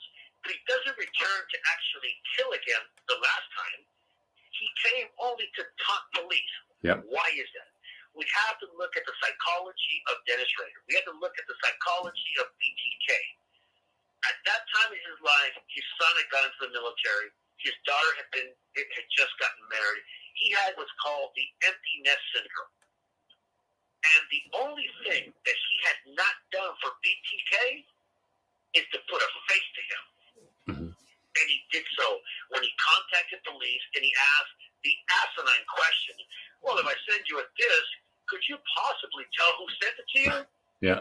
He was basically telling them, check the disc, I'm going to tell you who I am. He sends it to them, they find out who it is, it's addressed to Dennis Rader at the particular church that he sent it from. They arrest him, and voila, he becomes the nation's sensation of serial killers. He does documentaries, he does talks, a lot of writers go talk to him. What is he doing? He's controlling the narrative. Remember I talked about serial killers being able to sexualize control. Mm-hmm. Dennis Rader, BTK, has now sexualized the control that he has over the narrative. Mm-hmm. That is the person who has stolen himself and got arrested on purpose. All right, interesting. Let's move on to the Swedish nanny. Can you tell how much time? I lost track. How much time do we have left on this call, Bill? Oh, you got me. I'd say about maybe a few minutes. I don't know. I couldn't tell you. All right, so we'll get started on it. I may have to pick up. May have to continue another call to do it. So this is. I know you don't know the case, so I'm going to just try to give you the details, and you can kind of collect them off the top of your head. So this is 1996. Her name is Karina Holmer. She's from Sweden. She's 20 years old, and she's come to this country to work as a nanny. But she came to Boston, and she's someone that is working for a couple during the weeks. She stays at their house. It's a wealthy couple. They have a couple of kids. But on the weekends, she loves to party. She wants to hit the club scene in Boston. She's made friends, and she goes out with them. In addition, the guy her employer has a loft downtown that he lets her use in Boston. So the place that she nannies for is, I think, about 15 miles south of Boston. But then on the weekends, she's able to go to Boston and party and have a place to crash. So just for people watching, the name is Frank Rapp and Susan Richter. That's the married couple that she's working for. And they're in the town of Dover, Massachusetts. So she wasn't in the country very long, though, when she wasn't happy for some reason. And she started writing home. She didn't really quite tell her parents what was going on, but she wanted to leave early and go home. On this particular weekend, she got together at the loft with 3 other friends. And then she went into a club called Zanzibar, which is downtown Boston, and she's wasted. She's seen there dancing up a storm with all kinds of people. She is found by the staff passed out in the bathroom at 3 a.m. Now, in Massachusetts, you have to stop serving alcohol at 1:45. But back then, there were bars that would stay open. In a lot of cases, they catered to underage kids, but she had a fake ID, so she was able to drink in the bars. But back then, the drug called ecstasy was very big, and people would do ecstasy. They'd manage to, and they'd stay up dancing until 3 or 4 o'clock at some of these nightclubs. But she's wasted, and she's thrown out of the club, and she's no longer with her friends. She's separated from her friends. She had become separated inside the bar. Outside, she's seen talking to different people. She's drunk. At one point, she's kind of dancing with a homeless guy. And then she disappears. 12 hours later, they find her torso, the upper half of her torso, inside a dumpster. It was a homeless guy is fishing through the dumpster, and he finds an arm, and he goes right to the police. The dumpster was near Fenway Park, so it's a few miles away from where the clubs were. So it was a distance away. The suspects are limited. So as far as clues, there's no... she was strangled, so the cause of death was strangulation. But other than that, she's completely clean. Even her makeup had been washed off. She's got no wounds on her, no scratches, no sign of a struggle. There is some redness on her wrists, just suggesting that she might have been bound up. Other nannies, so as far as the suspects. So there was one guy in particular who lived in my current town, Andover. He was, I think, in his 30s, And he was kind of a creepy guy that used to troll around the nightclubs late at night with his dog, and he'd be wearing a Superman uniform, just trying to get attention. So she was said to be talking to him. He stood out because of the Superman uniform. However, he has what seems to be an alibi, in that he went home that night from there and he got a speeding ticket on the way home. And the speeding ticket is documented. So based on that, they're saying it probably was not him. Now, I don't know what kind of vehicle he was driving, so I don't know if there's any chance that the body would have been in the car. But then, interestingly, a year later, he committed suicide. The couple that she lived with, now, so she went missing. I think she was found on a Saturday, possibly a Sunday. I'm not sure. But that weekend, well, Monday, when the police arrived. And your telephone number will be monitored and recorded. Monday, when police were called to the house because the dumpster at that house was on fire. So there was a dumpster fire. Now, police obviously considered them a suspect. So they analyzed the ashes of the dumpster, and they didn't find any signs of any human remains. That's about it for the suspect list. And so why don't we have you call me back? And I think I've just given you almost everything right there. Okay. Yeah, I will. All right. Thanks, Bill.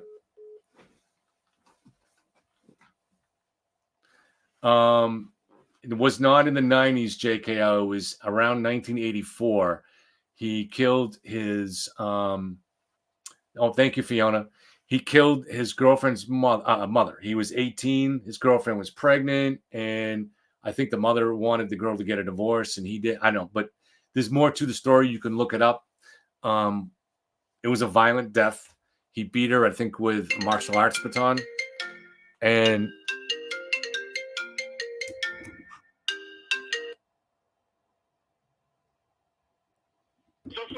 he was sentenced to death. You have a prepaid call from William State, Noguera. an incarcerated individual at the California State Prison, Corcoran, California. This call and your telephone number will be monitored and recorded. You have a prepaid call. You will not be charged for this call. To accept this call, say or dial 5 now. Thank you for using Global Tel Link. Hey, Kevin, I'm back. Hey, Bill. So I'm going to add just one more thing to that.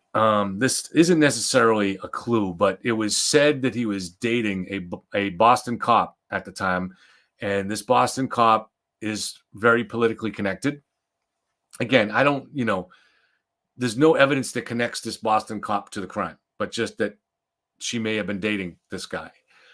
Interestingly, on my channel, the last time I covered this case, I recently learned that someone who had been watching it and had lived in the neighborhood at the time and had some names and stuff connected to it, she messaged me wanting the name of the Boston cop, and I wouldn't give it out. But she kind of knew on her own and posted on somewhere on the social media after watching my show. And the next day, a strange guy, she lives in an apartment in Kenmore Square in Boston, and somebody showed up at her door flashing a switchblade in front of her peephole. She has a Ring video camera in her peephole that records everything. And he stayed there for about 15 minutes. He was on the phone, a young guy, and flashing a switchblade. She sent me some of the copies of this, and I played it for the audience earlier. So there's the evidence there. So that the lower portion of her body was never found, and the case remains unsolved. So do you have any insights? There's not a whole lot there. And I think it's irresponsible to, give the name of a person who, unless you have some of the tie to the crime, right? I don't think it's a good idea. No, I never will. I think you were right keeping it from that person, and of course they posted it. Look, you can get your life turned upside down because of something like this. Yeah. And I don't think it's a good thing. But now back to the case itself. So, I'm sure that police held back a lot about this case. It's unsolved that they found just the upper part of her torso. The significant part that I saw is that you said she was washed clean. Mm-hmm. Now, that does strike me as significant because in my conversations with different serial killers who killed women, some of them had, in fact, washed the body. In other cases I've studied, some of them washed it with soap, some of them washed the body with vinegar. They took the makeup off the young woman as they killed them or after. We don't know if it was post or pre the death. So it's significant because they like what they like and they have their quirks as to why they do it. This is the reason I don't believe it's someone that knew her. If it's someone that knew her and they were going to kill her for whatever reason, she doesn't seem like the kind of person that would have enemies. She hasn't been here long enough. She was a nanny. She wasn't, she just ran across the wrong guy. She was drunk. She was doing a lot of things that are probably not suggested to do in an open bar where people are watching you. Anybody can be in that bar. Hell, the Boston Strangler could be in there. You don't know. And sometimes these small actions, like drunkenness, a woman who's flirting, a woman that seems to be promiscuous, sets these guys off. And I'm mentioning this because of the removal of the makeup and cleaning of the body. Maybe in his mind, he was cleaning her, bringing her back to a state where before she was influenced by bars and alcohol. He wanted to clean her in some ways and make her innocent again. And the only way he could do that was to kill her. Now, I don't know if this is a serial killer or not. I don't know enough about the case. This call and your telephone number will be monitored and recorded. And I would be irresponsible for saying that it is a serial killer. Right. However, from what I know, normal people who killed or robbed or to burglarize or to carjack or have a vendetta against somebody don't chop people in half, don't clean the body, and don't do all these different things that seem to suggest a person with a different type of motive than one of gain or a number of the other reasons that people find to kill people, meaning robbery, burglary, etc. One theory was that she possibly, if the person had raped her,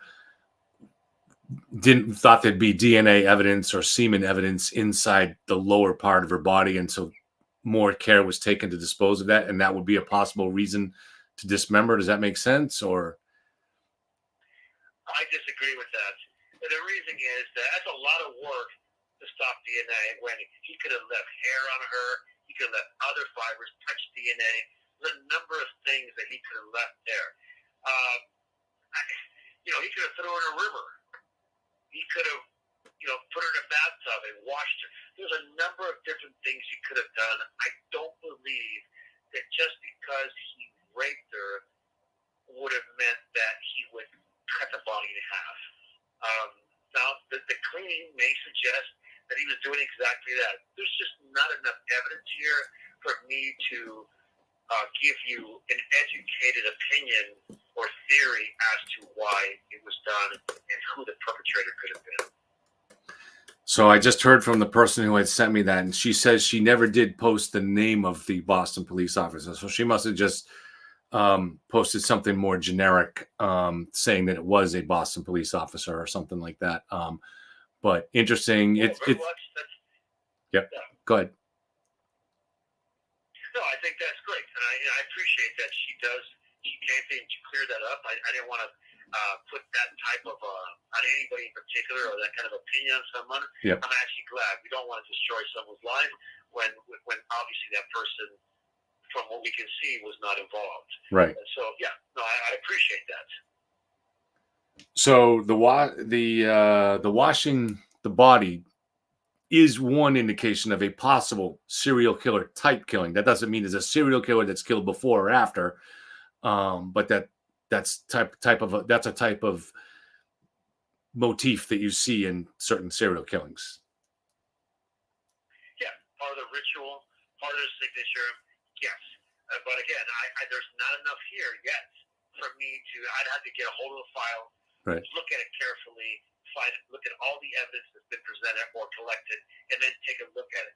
This guy, people just don't decide to kill somebody one day, cut them in half, wash their body, and then stop. there's something else going on there, unless he was arrested for something else and taken out of circulation, which is very possible these days. Right. People get arrested for Right. all type of things in the past, but this seems to be a very developed MO or signature, if it is that. So, because I can't tell if it's a serial killer or not, but Right. there are suggestions that it could be one. Right. And there are no similar torso killers in this area, but if the guy's mobile, there are other torso killers that have been found around the country. So, I mean, yes, we've run across a number of them. In New York, there was a torso killer there. So, yeah, we've had several serial killers who have left torsos or cut the body in half, and they've used that moniker, the torso killer. So, yeah, this is, it could be one of those guys that happened to be in Boston that weekend. He could have been there for a Red Sox game, a Boston Celtics game. Could be in there for anything. right. Decided to kill and left the area, and we're not going to see him again there. He's somewhere totally different. Yeah. Yeah. So I guess without more information from the police, and I'm not sure what they're withholding here because they did say the cause of death and they did say the condition of the body. So I don't think they're necessarily withholding anything key from us. They're just like in a lot of cases, sometimes there just isn't enough information to go on unless somebody makes a mistake or there's a witness that emerges. Do you think, is it just random that the top half of the torso was found, but the bottom half was not? Was she cut in half, do you think? Or do you think maybe something different was done with the bottom half? Like it was, disposed of in a different way. Maybe it's possible that the bottom half was just put in a different dumpster and that one and a homeless person didn't happen to go through that one. Or do you think something different was done? That's very possible, absolutely. And of course, as far as the way it's very difficult to cut a person in half. You have to go through the spinal cord. Not a very easy job. You're not going to do it with a steak knife. So this took a lot of work. And she was strangled. That's very personal. And I didn't mention that you had, but I had. But when you strangle somebody, that's a very difficult thing to do. You have to have a lot of strength and be very committed to what you're doing, because there are other ways to kill people much simpler. If the person was a person they knew, they could have already stabbed them. They could have shot them. They could have done a number of different things. But this suggests a person who, wanted to have a hands-on experience. Again, suggests a serial perpetrator. I'm pulling some images up on the screen that I really wish I could show you because you're an artist. But so the couple that she was staying with, his wife was a professional artist who is shown in galleries. And some of the pictures that she's done were really disturbing, and they were done after this. But so I'm pulling one up on the screen right now that almost looks like it's a male with something long like rope in between his hands, with a female victim or female that's levitating, and around the midsection of her body is something round like a tire or some kind of a saw. I don't know. It's weird. This was done by the guy's wife. Maybe she just was influenced. Artists are a quirky bunch, and I can speak about that. So, if it was done after the crime, maybe this is something that came to her in dreams. She was affected subconsciously because of the murder of her nanny. There's a number of reasons. We can't put a lot of stock on this. If a person was guilty of a crime, the chances that they would paint something relevant to a crime they committed, well, they wouldn't be the smartest people in the world if they did that. So right. I believe police cleared them for a reason. It's everything to consider. I don't discount anything, but it doesn't seem like a rational person who committed a crime of this nature would do something like that. Well, I believe by this time her husband was dead. I'm not sure about that. So I'm flashing through the pictures, and they all tend to be suggestive, violent. The male, here's one of her male holding what looks like a lasso towards the direction of a girl. And the male figures all kind of look like her husband. But these pictures are definitely disturbing. There's a lot of them that seem to have corpses in them. I'm just pulling them up, but they're disturbing pictures. But Here's a naked woman that seems to have her wrists bound. There's another one with a woman that looks kind of like the victim going to heaven, and just because there's a figure with there's an angel that's greeting her and seems to be checking on the list. I don't know. It's just some strange stuff. I wish I could send it to you, but yeah, well, sometimes artists do things to get attention as well. I don't know the artist, and it doesn't seem like evidence that can be used. No. So I kind of discount things like that. But yeah, I mean, all interesting things. I wish I knew more about the case. Specifically, how the body was cut. Was what kind of knife, what kind of weapon was used to cut the body. That would be of interest, as well as just begin to lay a profile of the killer or killers. Do you think it would be a safe assumption, or maybe not assumption, but so the distance traveled? This call and your telephone number will be monitored and recorded. Like I said, she was found in a downtown area. I'm sorry, she was last seen in the downtown area with the clubs, and her body was found in the Fenway Park area. Would that suggest that the killer probably lived in that area? It's anything's possible. However, because we didn't find other torsos, we didn't find other killings of that type. There's a possibility that's just as viable is that the person flew in for a sporting event and flew out. Right. You have 60 seconds remaining. Right. All right. Well, Bill, I think there are different.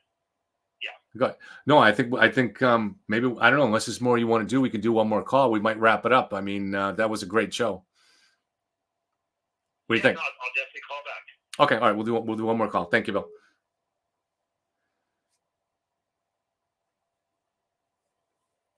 So Fiona says no defensive wounds, no bruising.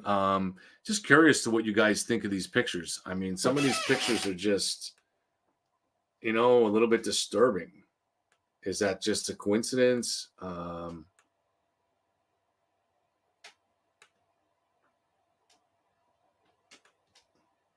This is just one room of this gallery. This is the one maybe that bothers me the most.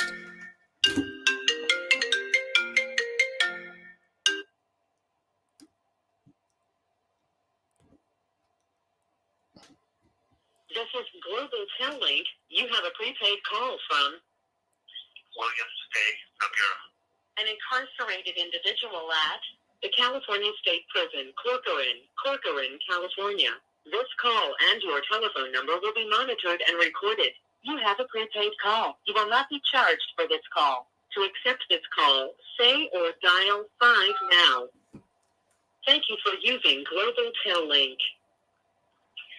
Hey, Kevin, I'm back. Hey, Bill, thank you. All right, so why don't we take this last segment to talk about you, what you're working on, what motivates you every day to get up and be energized in the way you normally are. What are the things you're working on? What keeps you going? I mean, you've been in jail now for over 40 years. So I think people will be interested to hear about that. What's going on in your mind? Okay, well, I appreciate that, and I appreciate the listeners. Well, I'm working on several books. I have a book coming out in early 2025. It's called To the Lens of a Monster. It is a book about one of the serial killers that I was on death row with. I was able to basically fool him into believing that I was like-minded, and he revealed a number of unsolved murders to me, which I wrote about. And with the help of a private investigator who was a former detective as well as an FBI investigator by the name of Ken Maines, we solved a number of these crimes. Now, these crimes, we are presenting them to law enforcement, but the crimes have been solved. They were unsolved for more than 40 years until we got hold of the case, and that case is coming out. This book is coming out in 2025. I can also say that there are projects associated with it that will bring this to light for everyone to see. So that's one of the things. Now, in terms of what motivates me is there's nothing you can do to change what you did in the past, but you can change the future or who you are. As a very young teenager, I committed a very bad crime. I took the life of a person, and I stayed with 41 years of my life in prison. But it's not enough. In order for me to really conduct a living amends is to do the best I can to make it safer for other people.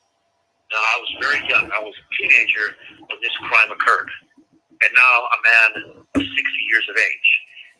Every day I wake up, I constantly am looking for a way to help educate the public in order for them not to be victims to crime. In my particular case, because of the knowledge that I have, by first studying my father, and then the gangs in my neighborhood, so I wouldn't be bullied or beat up, and then prison gangs, and ultimately individual killers and serial killers, I believe that the knowledge that I have is extremely valuable. So I take every opportunity I can to educate the public, to give them more ammunition so they don't fall victim. Now, these cases, like the one we're reviewing now, there are the facts that there are victims' families who need finalization. And that is the motivation for me to get up every day, to put every ounce of energy I have into these cases, whether it be law enforcement that contacts me or private citizens that want to know what happened to their child.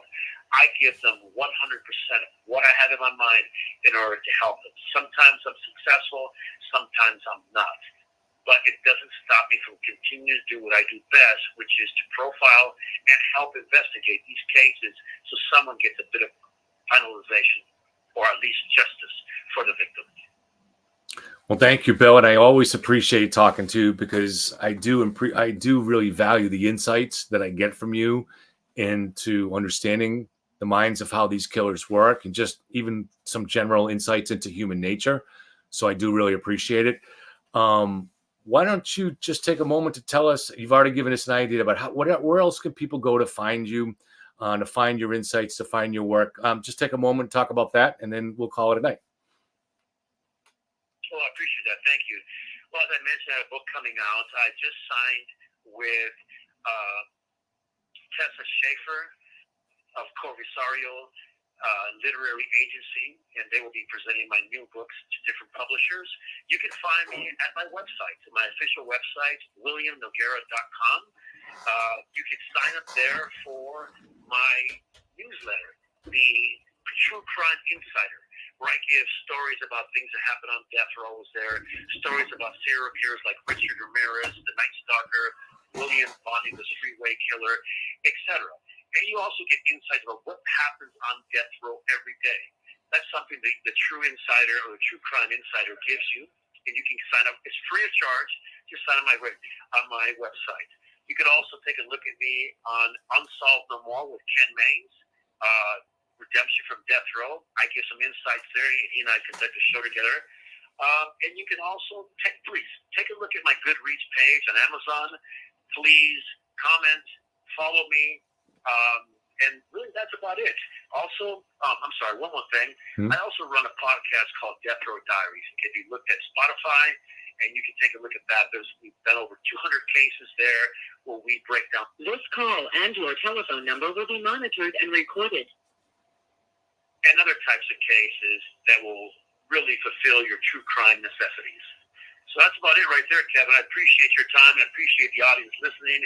And anything else, just drop me a line. I'd be happy to comment or help you any way I can. Okay, great. Thanks, Bill. I look forward to talking again soon. All right, brother. You take it easy.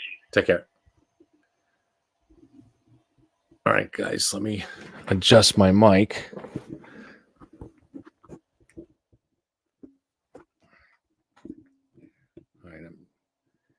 All right, so how's this sound? Give me a mic check, guys. Am I sounding all right? I don't want to be too loud. I want to be loud enough. How does this sound?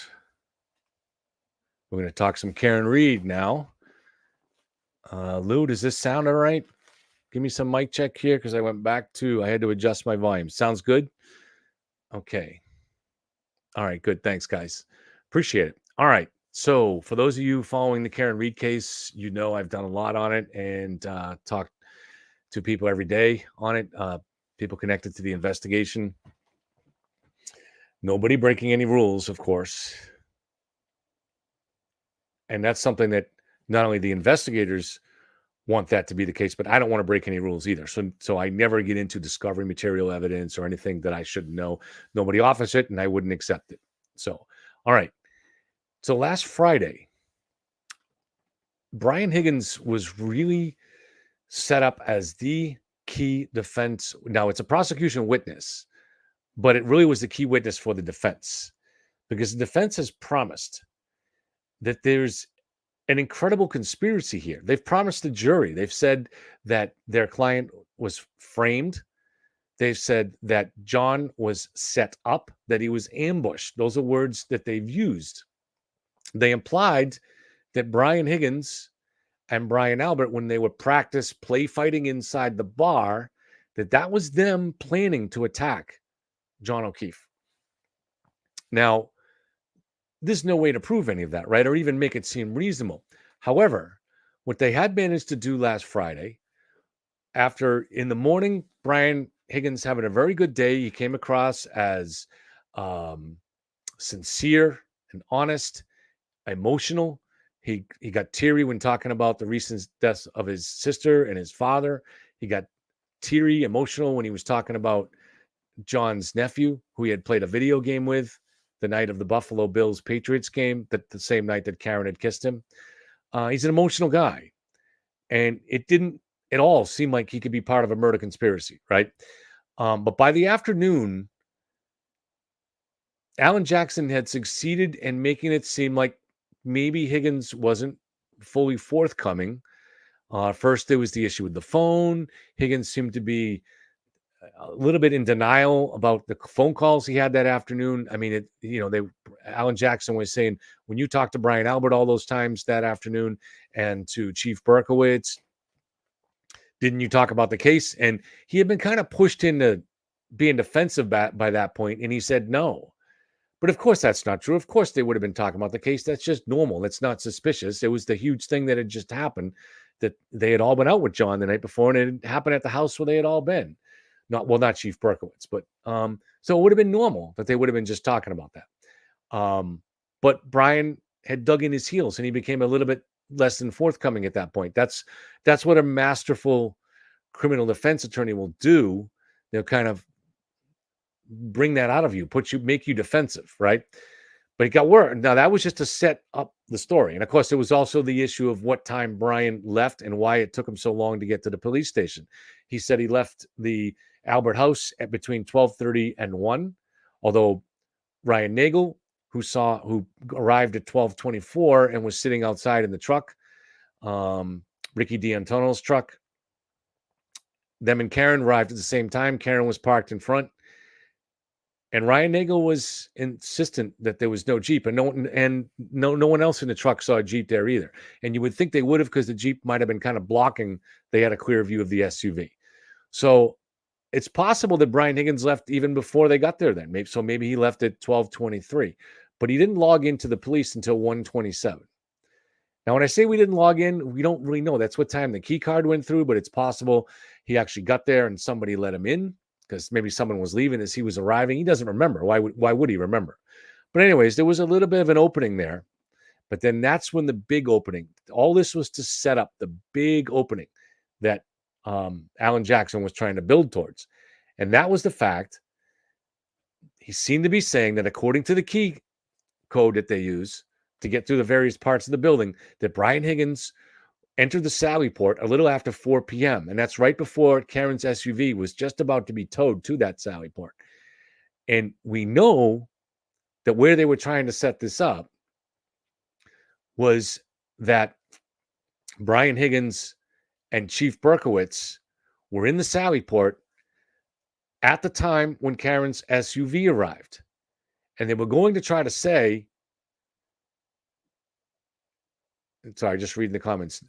No, Ryan didn't go in. No.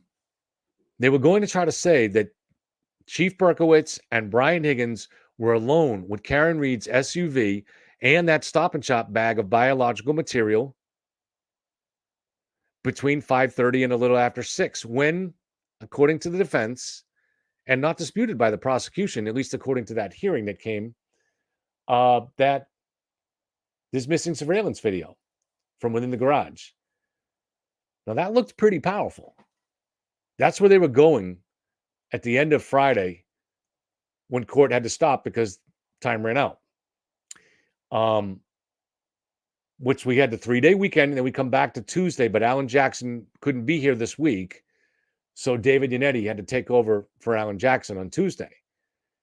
And I think most of us on both sides that were following this case closely knew we had a very powerful expectation about where this was going to go Tuesday morning. This was going to be David Yannetti painting a vivid picture of Brian Higgins and Chief Berkowitz in that Sally Port with that biological evidence that was inside the Stop and Shop bag with the surveillance video mysteriously going out at that time.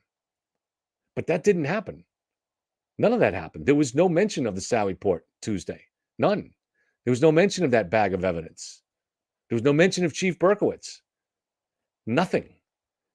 Now, that was the grand finale. That was everything that Alan Jackson was building to. And if he seemed like maybe he only needed another half hour and he would have got there, and he was starting to get there. He did mention those things, and then he ran out of time. What changed over the weekend? What changed in those 3 days that the defense abandoned the Sally Port and Chief Berkowitz? That was the key part of their testimony. Really, I think it was going to be the most important part of the testimony in this trial for the defense. That was their most important, that was their biggest opportunity to try to establish that there was a conspiracy. And they have promised the jury that there was a conspiracy. It's not enough to just say, well, maybe we found some things that can't be explained. No, that's not going to do it.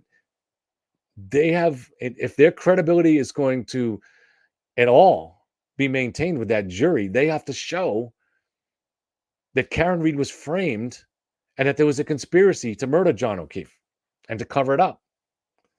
They haven't shown any of that now. They haven't even come close to showing any of that. They haven't done anything but create a little bit of doubt about butt dials and some testimony and stuff like that. That's it. They've been and all of the other witnesses have come across as incredibly normal. And we haven't even got to the main part of the evidence yet.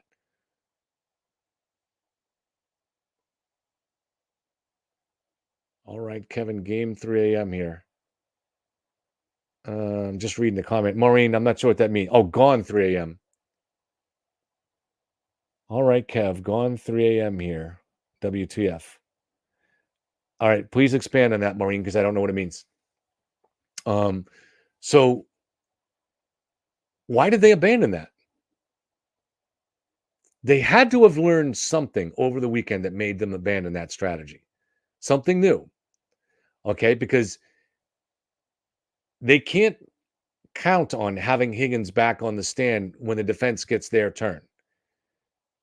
Unless something new comes out that would be strong enough to convince the judge to allow it, this is it. Higgins is done. You're not going to see him again. So they're not going to, I don't understand why they would just let that opportunity go.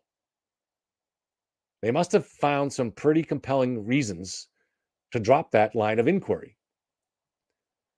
And the only thing I can think of, and have a little information on, but not much, is that there was a Canton cop at the time who is now a Boston cop, whose last name is Dever. I think it may be Sally Dever. I might have the first name wrong, but her last name is Dever. And she appeared on the defense witness list. And I believe Yannetti actually hinted in pre-trial that she was going to be the one that puts Chief Berkowitz and Brian Higgins at the Sally Port alone with Karen's SUV. I'd have to go back and look and see exactly how David Yannetti worded that, but it was something to that effect. But my understanding is that she's not happy about being called by the defense, and she's spending an awful lot of time with the prosecutor, Adam Lally, over the last couple of weeks. So it's possible that whatever Dever is going to say does not show what Yannetti once thought it did. Because for whatever reason, The defense has abandoned that strategy for the moment. And I don't know how they're going to bring it back. Now, yes, they do have Chief Berkowitz on their list. Chief Berkowitz is very ill. The reason the prosecution didn't put him on the list is because of his illness, because of his health.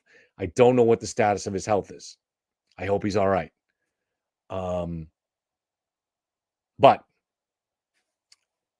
that would be a chance if you get Berkowitz in there to. Was he in the Sallyport with Karen's SUV? Was there anybody else there? Because that's another thing, is if Berkowitz and Higgins are in the Sallyport, but there's also troopers and there's a mob of people watching it, of other Canton cops, then it's hard to imagine any kind of planting of evidence. So they may have found some information like that say, yeah, okay, sure, Higgins was there and the chief was there, but so was 12 other people, because everybody wanted to see that car when it came in. So if that's the case, it becomes really kind of hard to go with that theory. But we don't know. We'll see. All I know is that for some reason, they abandoned it. Oh, Maureen lives overseas. I live overseas. Kevin, gone 3 here. I still don't know what gone 3 means, though. Does that mean it's 3 o'clock there? So you must live. Maureen Walsh sounds like an Irish name. Gone 3, 5, 6 hours from now. So ahead. So maybe you live in Ireland. And Maureen is saying good night. All right. Is that an expression, though? Gone 3? I like to collect these little expressions. I'm a writer. So let me just scroll back to the questions a little bit, since we have a pretty small audience here, and we'll just see who agrees and who disagrees with this.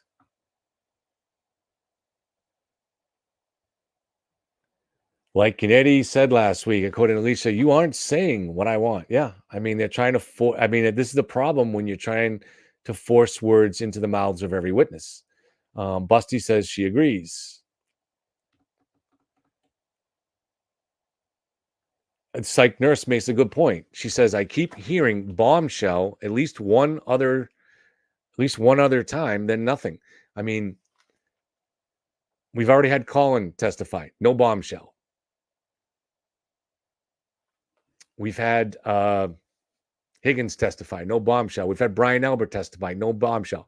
Yes, there are little flaws you can find here. I don't think that Brian Higgins or Brian Albert are being completely forthcoming about getting new phones on the 29th.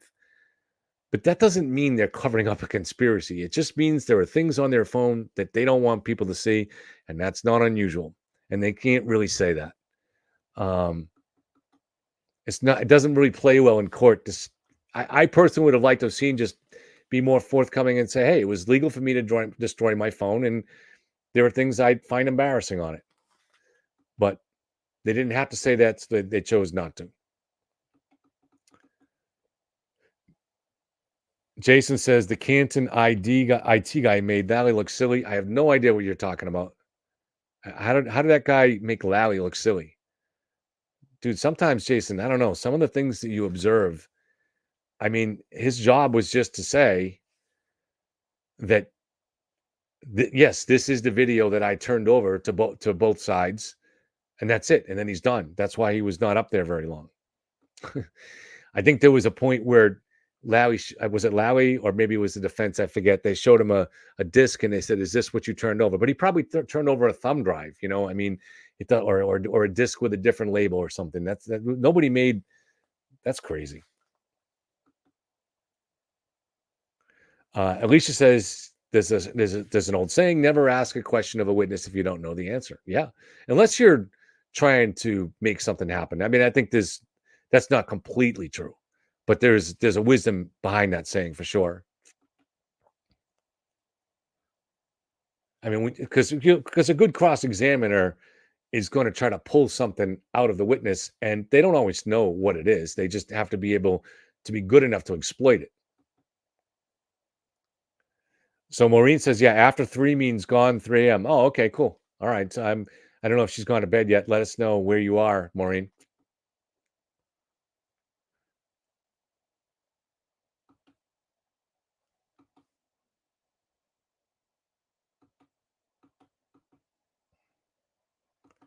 Calling fight videos are showing up everywhere. Dude, do you watch those videos? Have you ever seen a fight? I'm asking seriously, Jason. I know, listen, I value you for your contrarian role here. I do. I do. So please, I don't mean to be, if I seem aggravated sometimes, I apologize. I sincerely apologize. I value you here. And you always have a contrarian, or at least maybe just a free Karen Reed side of things. I'm not sure. But those aren't fight videos. Those are play fight videos. They're playing pretty rough because they're football players. But I have not seen a single video of an actual fight where two people were fighting each other that wanted to hurt each other. I haven't seen a single one of those. Listen, I used to work in the bar industry. I grew up in Lawrence. I've seen a lot of fights. I've never seen a fight that looks like those videos. Those are not real fights. I mean, in the first one that came out, the guy Colin was fighting with is his like best friend from college, and the kid is wearing flip-flops. And every time there's a chance to actually hit someone in the face, neither one of them does it. So no, those aren't real fights. It's play fighting. Did Deborah flip? I don't, that's not exactly the word, but I mean, it seems like maybe she's flipped in a sense. If she, who knows? I mean, we don't know. I mean, people reach out or say things to private investigators for their own reasons. Sometimes different motivations, right? You're unhappy with your work situation, or you don't like a certain person involved in the case. I'm not saying that's the case here. I really don't know. But these things can be complicated.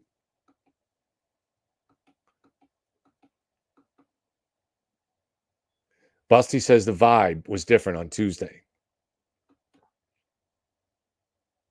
Yeah, Mahoney mentioned Jen. Kevin Mahoney was very impressed by Jen's testimony. And I was too. I think I was surprised that she was allowed to kind of push back on equal terms against Alan Jackson, but she was every bit his match.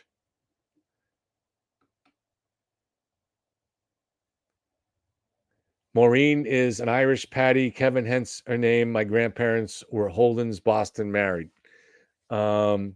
So my grandfather was born in, God, I can't remember the town at the moment. Having a brain fart, but it's in County Kerry. Their family farm was said to be at the intersection of three counties. You could see all three. So Limerick, Kerry, and Cork, I think, was the three counties.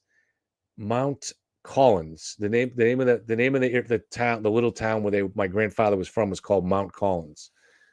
And there's also another little town connected to it called Rock Chapel. And where that name comes from, there is truth to the fact that going back a little more than a century ago, if the Catholic Mass was banned, and so they literally had outdoor churches in hidden places where they couldn't get caught. So in the mountains near Rock Chapel, there literally was a rock chapel. There was a rock where the masses were held.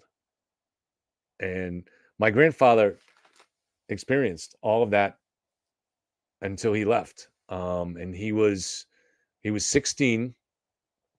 And I didn't find out until after he died. When I was talking to his sister, he had to leave because he was on a list. This was 1918, 1919. So that was while the Irish Revolution was going on, and he was on a list that was wanted by the British. He was not because he was violent; he was too young. But I think he might have been running messages. I'm not going to say the IRA because it could have been some similar group, but something like that.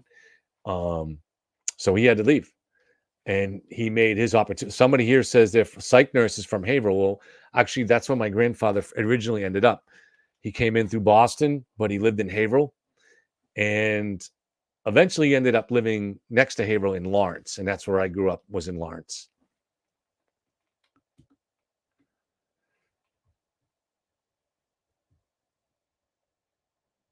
So we've still got 47 people here, and So Maureen is Tipperary, Waterford, Kilkenny, and 3/4 of Munster. So that's like up on the northwest part of Ireland, right? I believe. I've never been there. Pretty much the only one in my family who has never been there yet. So I feel bad about that, but it's probably not going to happen. My grandfather, the story that my aunt told me at the funeral dinner, there were, I think, 13 kids in the family, and he was the youngest boy, but there were 4 girls younger than him. And it was a farm. They ate well. The farm was productive enough, but they were also poor too. They generally didn't have shoes. The building they all lived in is still there, and cows live in it now. Didn't have a floor. So yeah, they were very poor. And it's southeast. Okay. All right. So my grandfather was just 3 or 4 years old, maybe younger. I forget the exact. I think he was, for some reason, 4 sticks out. And the nanny went crazy and tried to drown him in the river. I think it's called the Black River right there. And they decided there was maybe too many kids on the farm. And so they sent my grandfather, his name was Tom, to live with an aunt and uncle. It was in Cork, and it wasn't far away. Maybe, I don't know if it was maybe 10 or 15 miles, but it was far enough that he didn't see his family again until many years later.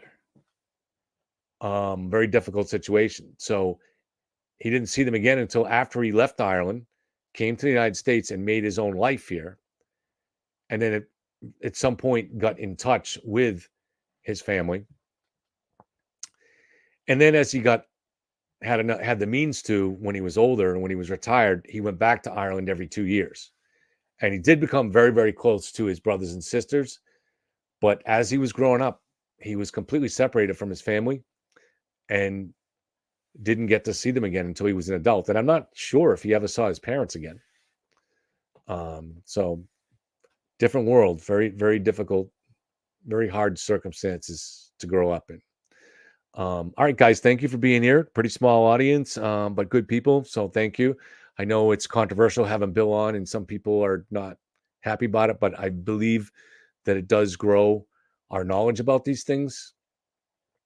And so I'm going to continue to do it maybe once a month or something like that, and hope that eventually it helps